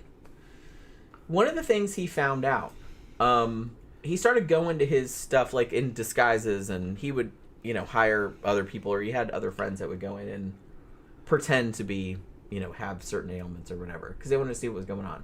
They wanted to figure out how this dude was doing this stuff, because James Randi was a conjurer. He was a magician. So he knew a lot of these tricks. He knew how a lot of it was being done. And he said a lot of this faith healer shit, where they pretend to come out and call people's names and know what the, ailment is or whatever, a lot of that is done through mnemonics. They're just kind of like remembering stuff or whatever. But in this case, it was so precise that he's like, he must have something else going on. So he started infiltrating. He got like some people to come in, and at one point he had a associate who was in there like pretending to be, a mark or whatever. And he went up and he's just like, man, he's got to be getting this information from somewhere. Like, he can't remember all this stuff. And so one of his dudes kind of went and like ran into him, like accidentally, quote unquote. And he saw something in his ear. And at this point, they're like, oh, he must be getting like radio transmissions. So they contact this dude they know, and they're like, can you, track like radio transmissions and stuff? And he's like, yeah. So they got all the equipment and stuff. And what they found out, very famously, and this was in the 80s, like 86, 87, right around then. What they did was they went there and they honed in on the radio frequency that they were using at this healing session.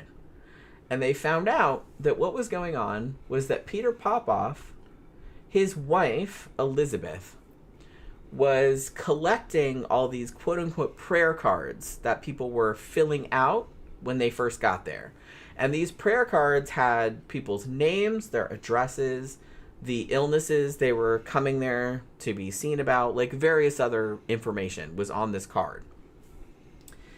And she was collecting them, and then she was in the back, and also the seat assignments were on the card too. And so she was giving him this information in his earpiece in real time. And the funny thing about it was that James Randi later went on the Johnny Carson show, and Peter Popoff was on there also. And he's like, look, I'm going to play you these two clips. And he played the clip at first with Peter Popoff, like, saying to all the people, it's like, oh, we're so-and-so, and you live at blah-de-blah, and you have this kind of rheumatic arthritis or whatever the fuck. And it's like, God is healing you now, blah, blah, blah. And then he played it again, and it was the same clip, but it was the audio of his wife talking to him in his ear, which they had gotten from the radio transmission. Yeah. And she was saying, oh, like, seat over here, like, this person, this is their name, and this is their address, and this is what the fuck. So he was getting information the whole time from his wife, who was just reading the shit off the cards. That's how he was so good at that. And people didn't realize that he was doing that until, like, much later. And he was actually, as far as I know, the first guy, because up to now, I kind of feel like the faith healers had mostly just used, like, magician kind of tricks, like cold reading, like the kind of shit that psychics would do, you know what I mean? And they would just use mnemonic devices, like, to remember stuff. Like, he's not the first one to do the thing where people would come in and would fill out quote-unquote prayer cards where they would put their name. Sometimes they would even put, like, their doctor's name and the thing they were coming there to be seen about, like, oh, I have arthritis or whatever the hell, or I have cancer. And so they would write all that down, and somehow it didn't occur to them that the dudes were just, like, reading those. Or they would go backstage beforehand and, like, read them and, like, try to memorize a few so they could call some people out and it'd seem impressive. But because he was so precise, like, they thought he was up to something else. And eventually they did find out that he was just getting... And like I said, they made a movie about it later with Steve Martin, which was called Leap of Faith, which was actually really good. But like I said, it's kind of like a more comedic take on it. What year was that, more or less? 86, 87. Leap of Faith? Yeah, we didn't see that. I'm going to see that. Well, I don't know what year the movie came out, but the year that he was exposed was about 86 or 87. I got to look up that movie. I thought I see that. No, Steve it's Martin, good. Yeah, Steve it's Martin, good. I never It's seen good. it. I saw it. It was late 80s or early 90s. Okay. It's funny. Funny? Yeah, we had to see that. It's loosely based on Peter Popoff. Okay. But not entirely. Because he was a lot more nefarious. I like Steve Martin. He's funny. Yeah, it's a funny movie. I don't know if he's still funny, but... It is funny. Yeah. But yeah, and the fact that he was... This is crazy, though. So, this grift was exposed on The Tonight Show, which had a massive audience back then. And it's crazy because, like I said, I'm reading James Randi's book, and he was kind of talking about the whole thing they went through to do this. Because he had been doing this for a long time. He would put plants in, like, people in disguises and stuff, and they would give fake names, and they wanted to see, like, where the information was coming from. So it's like, so fill out a card with a fake name and fake occupation and fake disease and all this other kind of stuff, and see if he gives that back to you. Then we know that that's coming from the card, because it's not coming from God, obviously, because that's not your real name. You know what I mean?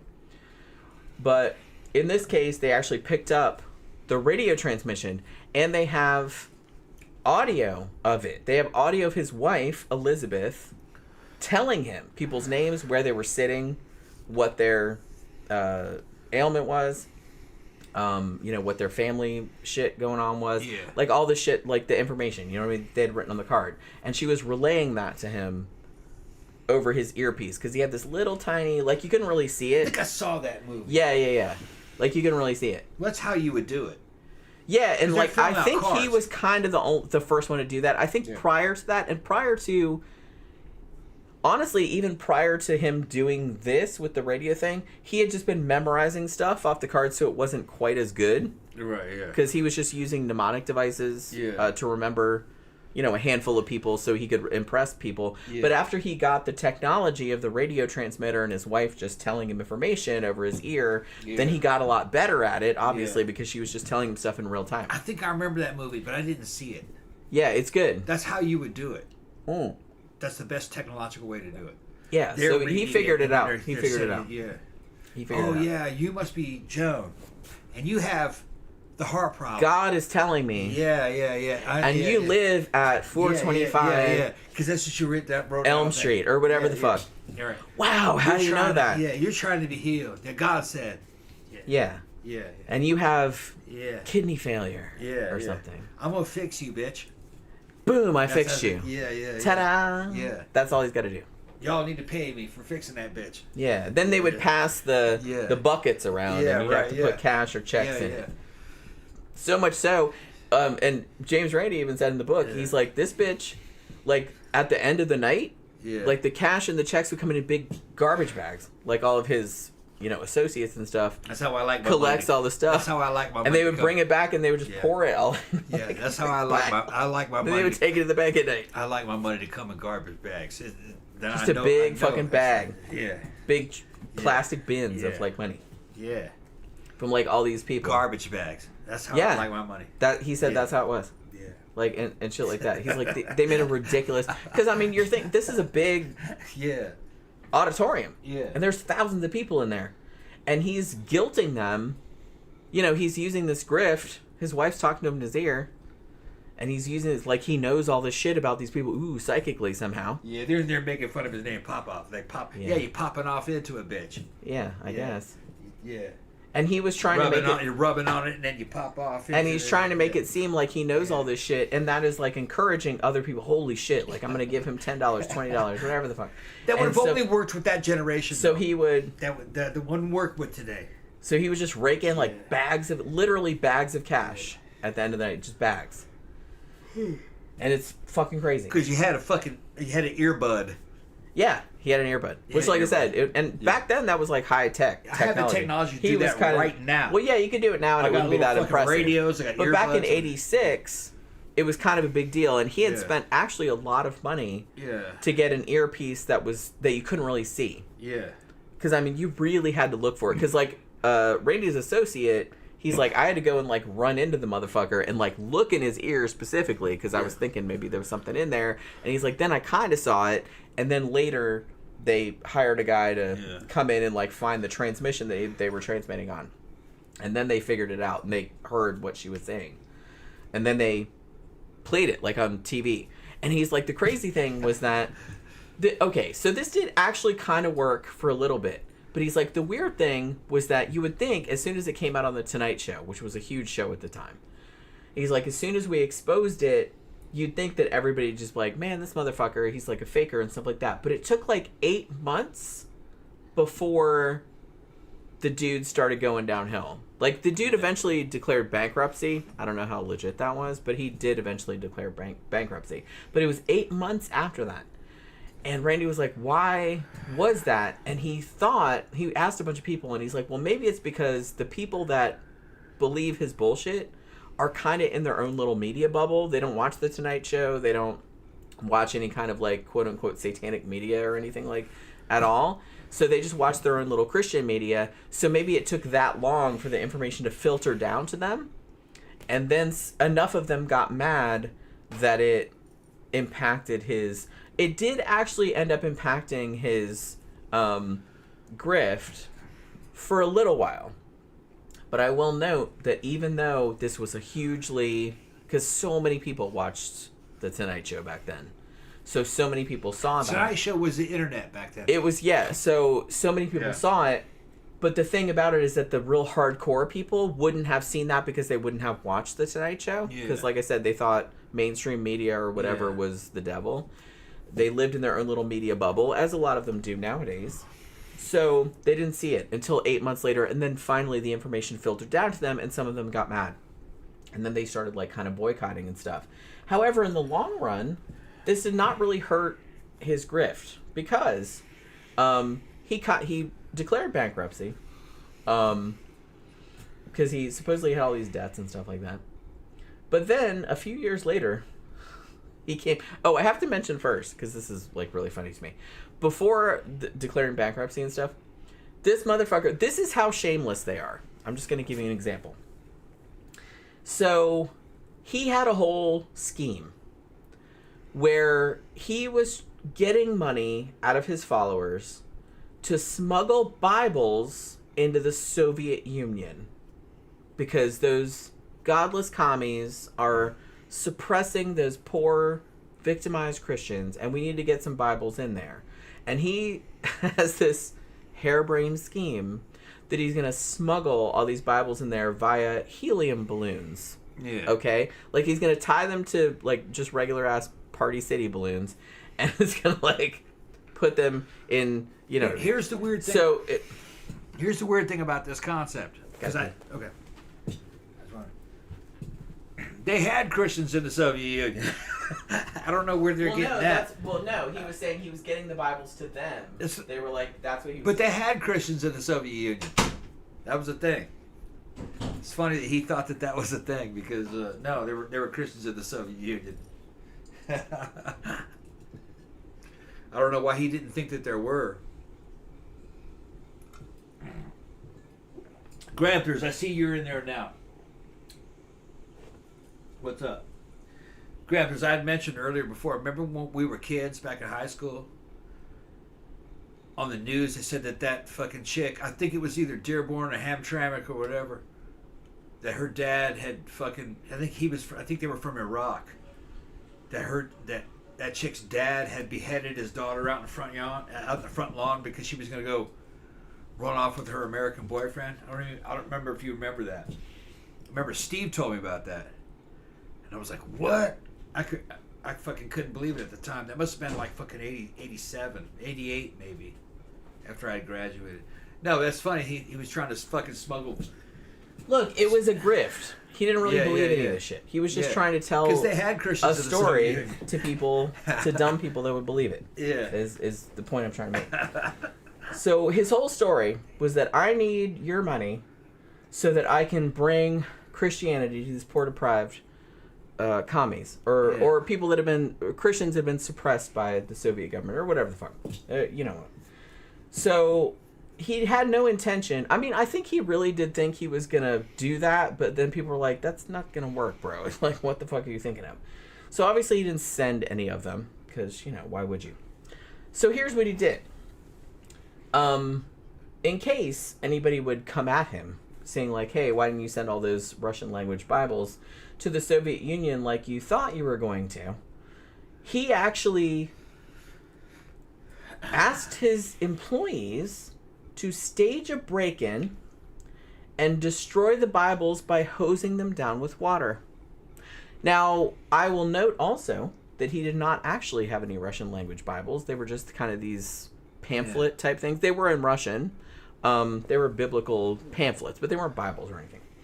So he's like, you guys, two of the guys actually came out later because they felt bad about it and said, yeah, he has to see this, that, and the other thing. And said, yeah, break into the shit, tear the Bibles up, hose them down with water, and make it look like the place has been ransacked. Also, ransack our van that's parked outside, and just make it look good for the camera. Because what they did was the next day, they came in and immediately started taking a video and crying, and literally crying, that their place had been ransacked by quote-unquote Satanists and secular humanists who didn't want them to send these Bibles to Russia and had come in and vandalized their place. So please, pretty please, could you send us some money so we can fix it? We don't have the money. They were millionaires at this point. Yeah. We don't have the money to fix it. We have insurance, but it's not going to be enough.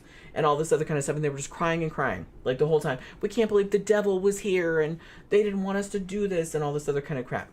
And he even sent out fundraising letters that had like wet scraps of what appeared to be a Bible written in Russian in the fundraising letters. That's how fucking shameless they are. Yeah. They staged it. And honestly, James Randi in his book, he said, we had the tape playing. And it's like outside because they had the bugged. And it's just like they had made this video for their followers crying and crying about the devil and secular humanists and how they did this and blah, blah, blah. And they said after that video that they were going to put on the TV channel was over, they were basically talking about, well, you want us to break this door, like make it look... So the glass in the door wasn't even broken. They were just saying, break the door so it looks like somebody broke in. Like all this... So obviously, they staged the shit. And like a couple of them came out later and said, yeah, we just staged it. We tore the shit up. We just hosed it down to make it look good. And I will note that this is not the first time this has happened because there was another healer / televangelist, I think his name was Leroy Jenkins, who actually burned down a couple of his own places for the insurance money. Yeah. And said that like Satanists or anti-Christians had done it. Because like I said, they all love the persecution narrative. So it's just kind of like, somebody doesn't want us spreading God's word. It's those godless commies or whatever. And it's just like, but they burn their own shit down. They burn their own shit down. Yeah. It's funny because this was happening during the Cold War. And it was kind of a common trope that the Soviet Union was like an atheist creation. It wasn't really. It was secular, but so was the United States. But they had Greek Orthodox Christians, lots of them. They also had Muslims in there. You know what I mean? They had religion. But Americans at the time didn't know that. You know, the Cold War, there wasn't direct competition. So it's funny how guys like this said, I'm gonna send fucking Christian. I'm gonna send Like fucking Greek Bibles to the Russians like they don't know Christianity. No, they had fucking Greek Orthodox. All it Christianity. was, they were just trying to get money out of They were people. trying to get money. Yeah, it's fucking funny. And like the dumbass people that would Yeah. send the money, like Yeah. thought, oh, those poor godless They don't Soviets, know. like they don't know. Yeah, they had that. All they need is my $100 to like help send. You know what I mean? They didn't know any different. So like I said, and the thing about Peter Popoff and his ilk is that they were very aware of their followers' lack of education in these matters. They knew that they would kind of believe anything along these lines. They knew who to target, and they knew what to say, like to target those people, obviously, because they made millions of dollars. So that was the grift that was working at the time, and they totally worked it, and it completely worked. And this whole forged break-in, like, worked also. The fucking, if you see videos of it, it's pretty fucking hilarious. Especially after you know that they're the ones that did it, like just the fake, they're just sitting there crying and it's how terrible this is. Why would anybody vandalize? They fucked up our van. They poured water on all our Russian Bibles. They fucking did it. They did it. It's just, that's very funny to me. It's funny that anybody would fucking believe it too. So even after all of this nonsense, this motherfucker, he was kind of, he kind of went a little bit on the down low for a little while. But grifts like this never fucking die, sadly. Even though, maybe it's just because a new generation comes out and they don't know about the old stuff. I don't really know. Because I kind of feel like he did go bankrupt, or so he claimed, after he was exposed on the Johnny Carson show. But after a few years, he was back bigger than ever, selling, as I mentioned before, his quote-unquote miracle water, miracle spring water, which comes in a little tube. Like, it's like $40 or something like that for this little fucking, it's like this little plastic tube like this with water in it, which he just probably got out of the tap, I'm sure. And also he tied in this whole, and this is a weird, this is kind of a newish, I don't know how new it is, but it's just kind of like, this is a pretty common prosperity gospel / healing grift nowadays, is debt cancellation, like magic debt cancellation. Yeah. So it's just, so if you get the water, like you pay $40 for this water, and then you pay however much for this tiny packet of salt that we just got from McDonald's or whatever, and you know what I mean, and if you mix them together and shake your titties or do shit the right way, then all of your debt will magically be erased. Obviously none of this happened for anybody, but they were willing to, I mean, they obviously did get a couple of people that were willing to come forward and lie that, oh, I did everything like he said, and then my debt was just magically disappeared, or I got a check for $30,000 randomly in the mail or something like that. I'm like, yeah, things that really happen for $1,000, Alex. Like, not really. And as far as I know, as recently as 2025, this year, the commercials for the miracle water for Peter Popoff still airing on TV in the US and in Canada. They did run in the UK, but they kind of ran afoul because I guess they have stricter laws about that over there, probably rightfully so. And they did kind of get in trouble for it. But as far as I know, they're still doing the crap. Yeah. And I don't know, man. Like, I kind of feel like I can't believe this fucking dude's still around. I can't believe these people are like, they get debunked and debunked and debunked, and yet they can still like reinvent themselves. It's fucking crazy. So yeah. Also, as someone mentioned earlier, fucking Benny Hinn. I remember seeing Benny Hinn on TV. I can't believe this motherfucker's still alive either. I can't believe any of these motherfuckers are still alive. Because I used to see this shit when I was a kid, and they looked like old people then. They definitely acted like old people. Well, yeah, I think that's what it was. This dude, he's actually originally from Israel. But he fled there because the war. Yeah, but that would add to his. Yeah. shit. He's from the Holy Land. I'm from the Holy Land. Yeah. Yeah. And I'm That's sure what they would do. I'm there. sure he. I haven't watched like all this stuff, but he used to be on TV all the time when I was growing up. I remember that. He was a Christian Zionist, I'm sure. Yeah, and like he had a show. I kind of remember this. Like I said, I wouldn't sit and watch it, but it was just on, like in the background. So in the 80s, he had a show called This Is Your Day. And during his heyday, that was on in like 200 countries. And his big thing was, and I guess a lot of faith healers do this, where, you're healed of this and pow, like they'll knock you over. You know what I mean? Like I said, the dude I'm going to talk about later, that Todd dude, he actually took that a step farther. He was actually headbutting people and kicking people in the face and stuff. So I guess he was just taking that to the next level, like UFC. But this dude is just kind of, pat, and like people falling over. And a lot of those people that do that are either plants, or they're so caught up in the moment, and that's what they're supposed to do. So that's what they do, because that's kind of what's expected of them. So a lot of them do that too. And, it's just kind of like in service of putting on a show. It's weird because I was reading some interviews with people that had gone through some of these, and they weren't healed or anything, and they were pretty aware of that. But the interviewer would ask them, well, why did you like fall over, or why did you pretend you were healed or something like that? They're like, oh, well, I was hoping to get healed, and it's like, and I really like whoever the healer was, and I didn't want to embarrass them in front of like a huge stadium full of people. So it's like they just did what was expected of them. So I kind of feel like that's a whole other thing too. Because there's just a whole ritual involved in this, and if you don't adhere to it, then it's going to be really awkward, and most people don't want to be in awkward situations. So that's the thing.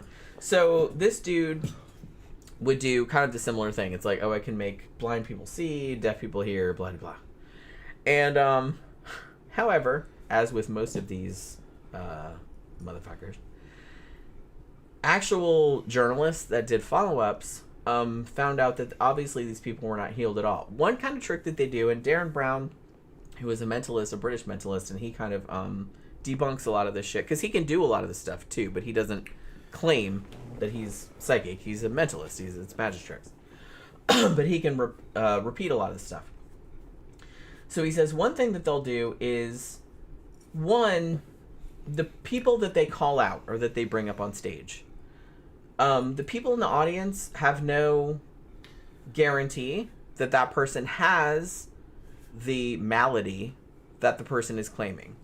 Like, they can say, hey, this person has been completely blind since birth, and I'm going to give them their sight back. They're like, the reality of the situation is, a lot of people that are legally blind, for example, can kind of see a little bit. Like, they can kind of see light or shapes or something like that. But, like, not enough to really function.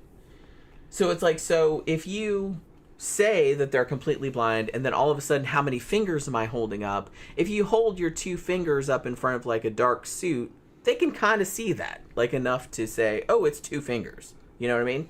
And it seems like a miracle, but it's like those people could kind of see before that. They weren't completely blind. Another thing they would do, not so much Benny Hinn, but just in general, is that they would have people come in that were, they didn't need a wheelchair, but, they had arthritis, or they had some other thing where they couldn't really stand on their feet or walk around too much. My mom's kind of like that. She was in an accident a long time ago, and her leg got crushed, so she has, steel bars in her leg. So she can walk, but if she's going to be walking around a lot, she usually, like, rents a scooter or something like that, because it's uncomfortable for her to, like, walk around for a long time. And so they get a lot of people like that, and then they'll rent wheelchairs, and then when the people come in, oh, sit in a wheelchair, you'll probably be more comfortable. And then they'll specifically call those people up to the front, and then they'll say, oh, you're crippled or whatever the fuck, just get up and walk. And the people get up and they can walk before. You know what I mean? Go run around. And they're like, okay. So they run around for a minute because the guy told them to. But what they don't tell the audience is that those people could already walk. They weren't paralyzed. They just had trouble walking. Like, they could walk for short time periods. Like, it'd be painful probably, but they weren't completely paralyzed. On a couple of occasions, and I've seen videos where this happened, on a couple of occasions where they mistakenly got people up there that were actually paralyzed and were actually trying to talk the people into, like, you can get up, you can walk. And the people couldn't walk because they were paralyzed. So it's like they would get up, and people just fall down because they couldn't walk. So every time you see the thing where, you know, they say get up and walk around, those people could walk already. One of the best ones I saw was, I think it might have been Morris Cirillo. It might have been somebody else. But he went up to this dude, and he's like, you know, I'm going to make right? you... Yeah. Okay. My throat's just dry. All right. And he's like, I'm just going to make you walk again, all this other stuff. And he very clearly takes a cane that's leaning against the chair of the woman next to him and pretends like it's that dude's cane. Throw this cane away. And the dude's like, all right, go run up and down the aisle. He's like, okay. So he runs up and down the aisle. They interviewed that guy after, and he's just like, yeah, that was that other woman's cane. That wasn't my cane. And, like, the dude very clearly took the cane from, like, next to him. So they're doing shit like that. You know what I mean? And Benny Hinn does kind of shit like that. They all kind of do shit like that. And, like I said, they also have this thing where they take all this money and they have this huge, like, lavish lifestyle, and they get asked about it. They've also been caught several times by various journalists and stuff like that, like faking, like a lot of times, like, journalists will go in there undercover, much like James Randi did and his Confederates, and they would, like, give a false name and give a fake ailment just so they could see if the dude, because, like I said, if you had really supernatural powers, presumably God would tell you that that's not that dude's real name, and that's not really, like, this dude's a fake, like you'd think you would be able to say, but they never do. They always just give you back the fake information, which, you know, that should tell you all of that right there. So, yeah, like I said, we talked about Kenneth Copeland a little bit earlier, which, holy crap, that dude was fucking, like, it's getting so late, and it's just like, I haven't even got halfway through my shit. You know what I mean? Well, it's not quite 11 yet. I know, but... Just pick your best case. I didn't even get into psychic surgery when I wanted to get into that, but... we can always do a part 2. We might have to do a part 2. Yeah. Like, I didn't think that this was going to take this like long. it was kind of like back in the day. You'd have this huge fucking list. We couldn't even get to the fucking quarter of that shit. Well, it's not any longer than the usual Is list that I would do. But we had a lot of sidetracking for the first hour. Yeah, I know. But yeah, I mean... They're talking about fucking Freddie Mercury, though. He was a Yazidi. I think he was from Pakistan, wasn't he? Freddie Mercury. I think he was a Pakistani. But he wasn't a Muslim. I think he was a Yazidi or something like that. Or a Sikh. No. Not a Sikh. Oh, man. I used to know, but I forgot. His family ran from Pakistan. There was some kind of the Muslims started to take over the area they were in or something. But I think he was like a Yazidi or something. All right, so I guess very, very briefly, just so I can eat something and go to bed. Yeah. You hungry? Well, yeah. Okay. All right. But I got sandwiches. I know, but like I said, Yeah. I wanted to get to more stuff and I had to skip a lot of stuff. But like, we didn't even get into psychic surgery. We can do psychic surgery on another show. But like, well, you wanted to talk about it. So, like I said, just very briefly, kind of started. I kind of feel like it sort of started in the Philippines, but then it kind of spread to other areas as well. If you don't know what that is, it's kind of a thing where people claim that they can pull tumors or demons or whatever the fuck out of you without even cutting into your body. Or if you do, you can just do it with your hands and then magically it heals back again. Obviously, this is all done with sleight of hand tricks and has been replicated many times by magicians and conjurers. Basically, all they're doing is palming chicken livers, goat testicles, whatever the fuck, fake blood, real blood.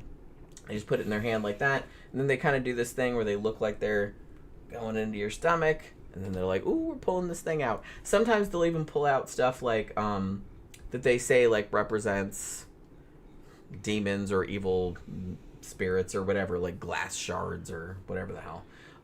Now, sometimes, if they want added verisimilitude, some of them will palm like a razor blade and will do like a minor cut, so it at least looks like they did something. This is actually kind of worse because sometimes people get infections from it because obviously they don't wash their hands or disinfect anything. So some people have gotten really bad infections from that. But that's a pretty common, not as common in the U.S., but it does kind of get done here. I kind of feel like that's more like a Filipino, or Brazil. It's kind of big in Brazil. They do that kind of crap down there. I got the answer. What? Freddie Mercury was from India, not Pakistan. He was a Zoroastrian. That's what he was. Okay. Yeah. All right. So, like I said, I didn't get to all the stuff that I wanted to get to, but just to wrap it up, I wanted to talk about, because like I said, most of them use the same methods, right? They're using cold reading tricks, they're using magician type of tricks, mass hypnosis, just mass psychology, that kind of stuff. People are, they're trading on the placebo effect, people feeling better just because they're telling them to, that kind of stuff.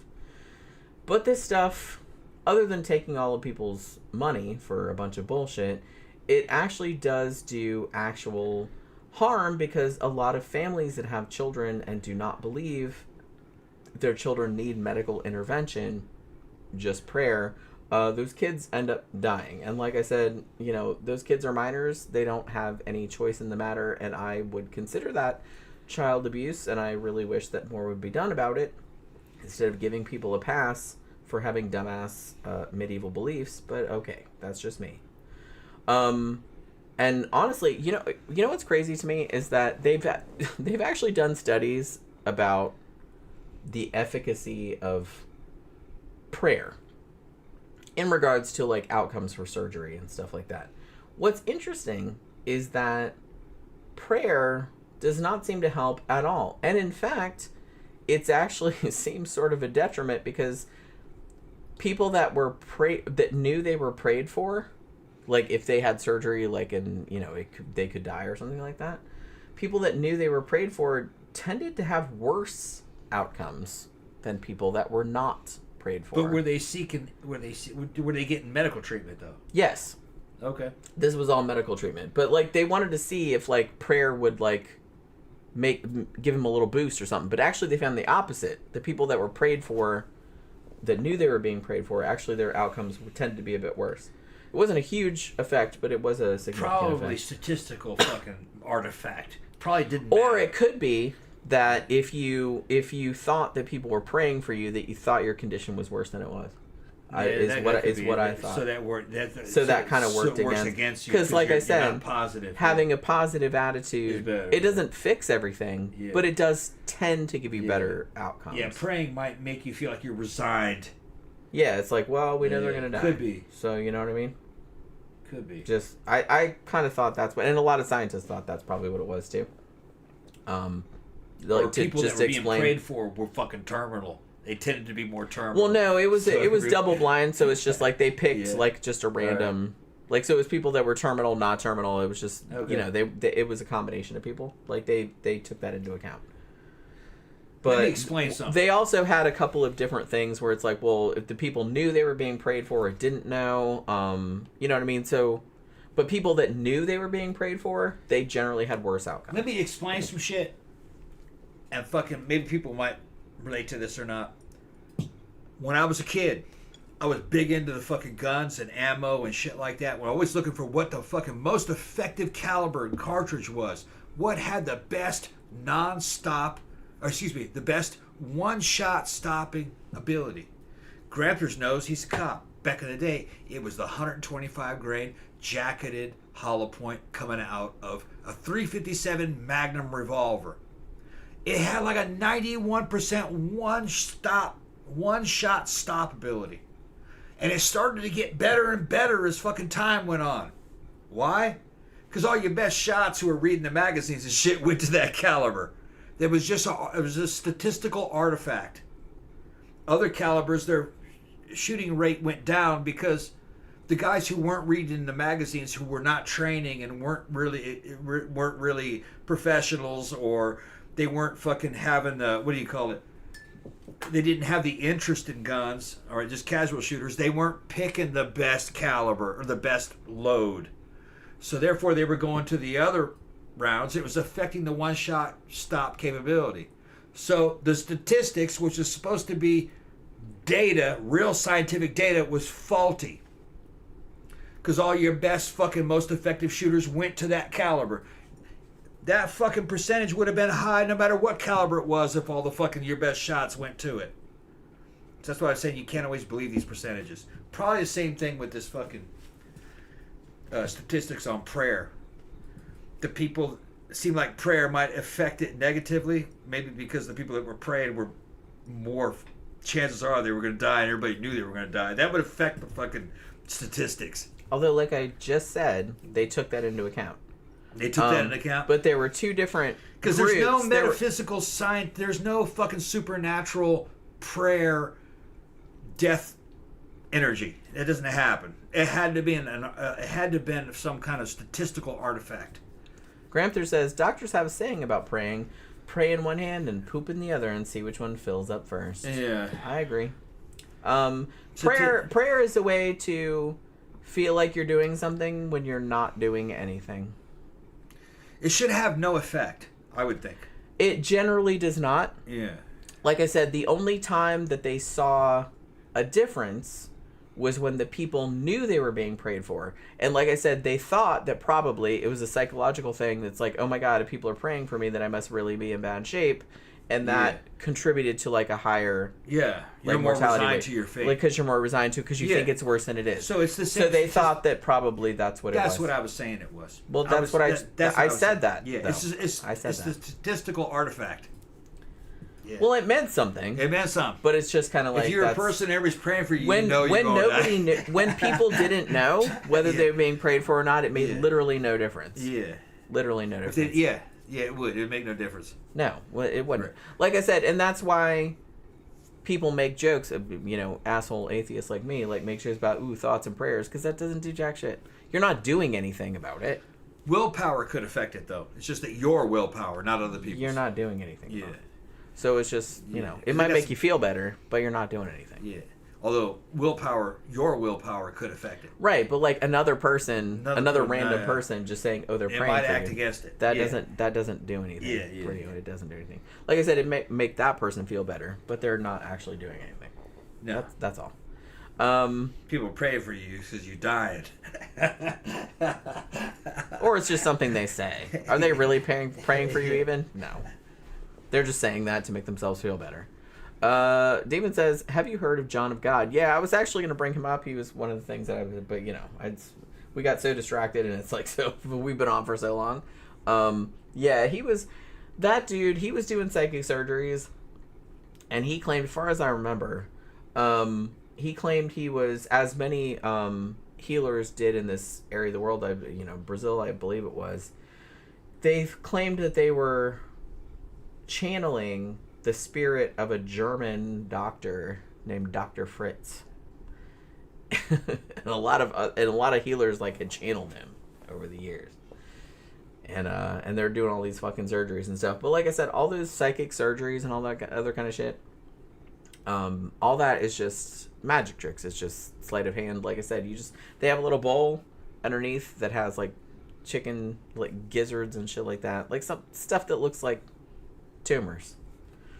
And they usually get them from the butcher shop or whatever the hell. And then they have blood, real blood, fake blood, whatever. And then they just palm it like a magician would, and make it look like they're sticking their hand in your abdomen. Oh, we're pulling out, and everybody gets up. It's just a trick. That's all it is. 100% of the time, I really don't believe that any of this is real, ever. It's all fake. You know what I mean? You know what I mean?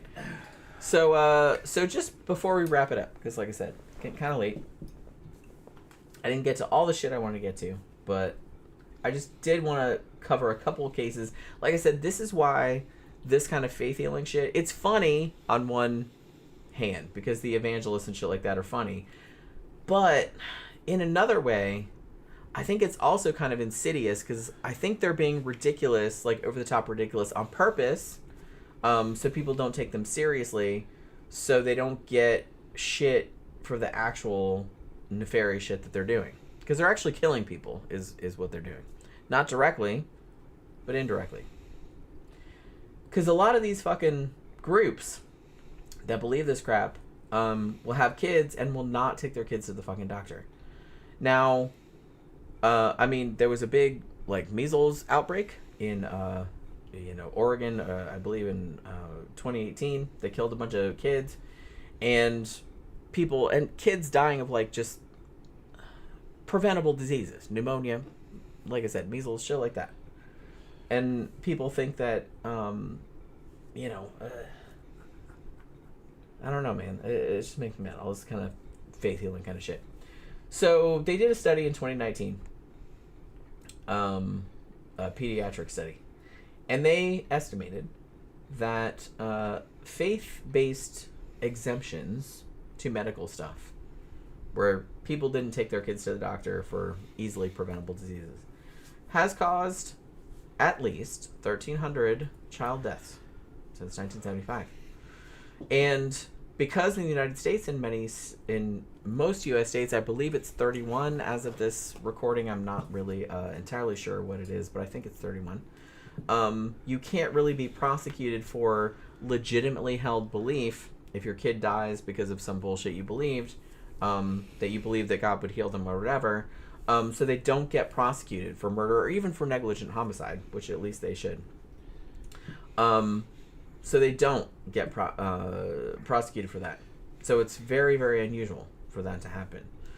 But there have been many, many cases where this kind of shit has happened. Particularly in kind of cults, like there's a cult called the Followers of Christ. And they're kind of like, I guess, well, Christian Science is probably the biggest one that people know of, where they don't believe in medical intervention. We should probably do a whole show about them because that's a whole thing. But there's like a lot of little offshoots or like similar cults to that that don't believe in any kind of medical intervention. Well, if anything happens, it's God's will. And if we pray about it and it doesn't happen, then that's just what was meant to happen and blah, blah, blah. It's very fatalist in that way. So the Followers of Christ are kind of a Pentecostal group. And they kind of, the main sects are in like Idaho and Oregon. And they basically don't go to any doctors ever, and they're just like, they just pray and anoint people with oil and shit like that. Now, since 2010, at least a dozen children from this particular sect have died from easily treatable conditions. And none of their parents, as far as I'm aware, have been prosecuted for the deaths because of the religious exemption.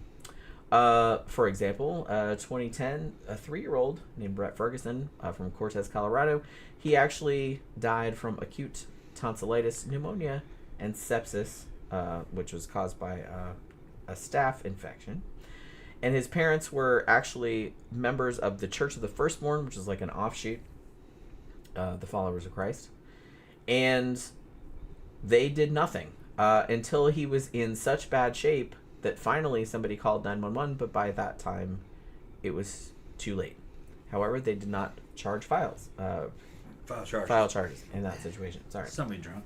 Well, I'm trying to get through the shit. I had so many notes. Don't get mad. I had so many notes. It's almost over. I'm trying to like get through the stuff. It's been a great show. You guys had a good time. And they had a good time. It's been a great show. You know what I mean? Yeah. So yeah, where else was I? Okay, so there was another 15-year-old girl named Arian Jade Grandin, and she bled to death from a gastrointestinal hemorrhage and a ruptured esophagus. After 3 days of suffering, she had been vomiting and lethargic for 3 days, and her parents, who were in the Followers of Christ cult, they basically just got everybody together to pray, but would not do anything to save her medically. They thought that illness was a test of their faith. Guess what? She died. And the autopsy confirmed that the death had been preventable. Had someone intervened, they could have saved her. Same thing with a 4-year-old named Troy D'Amelio in Chandler, Oklahoma.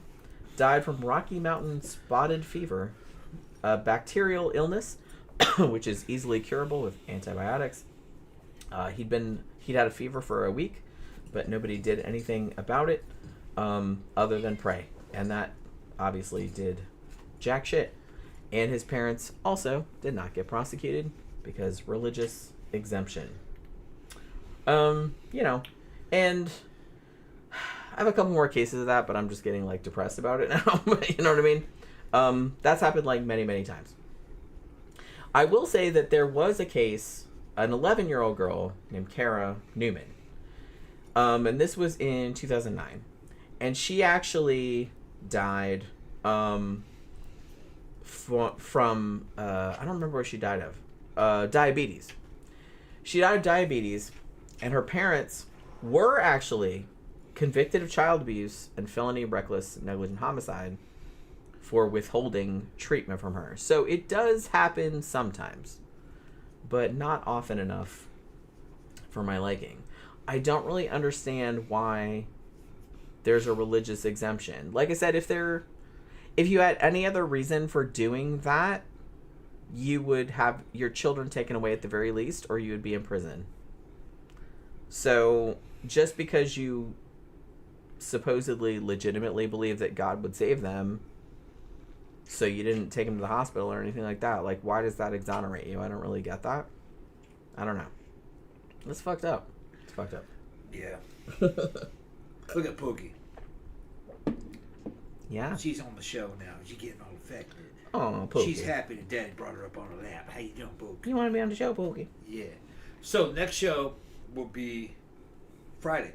Yes. We're going to do a good sidetrack. Sidetracks. And then Saturday, we're going to the club. Yeah. We're not going out Friday night, so. Not Friday, but we'll be here. We'll be here Friday partying with you. Should be and fun. It's going to be good. Yeah. But I thought today was a good show.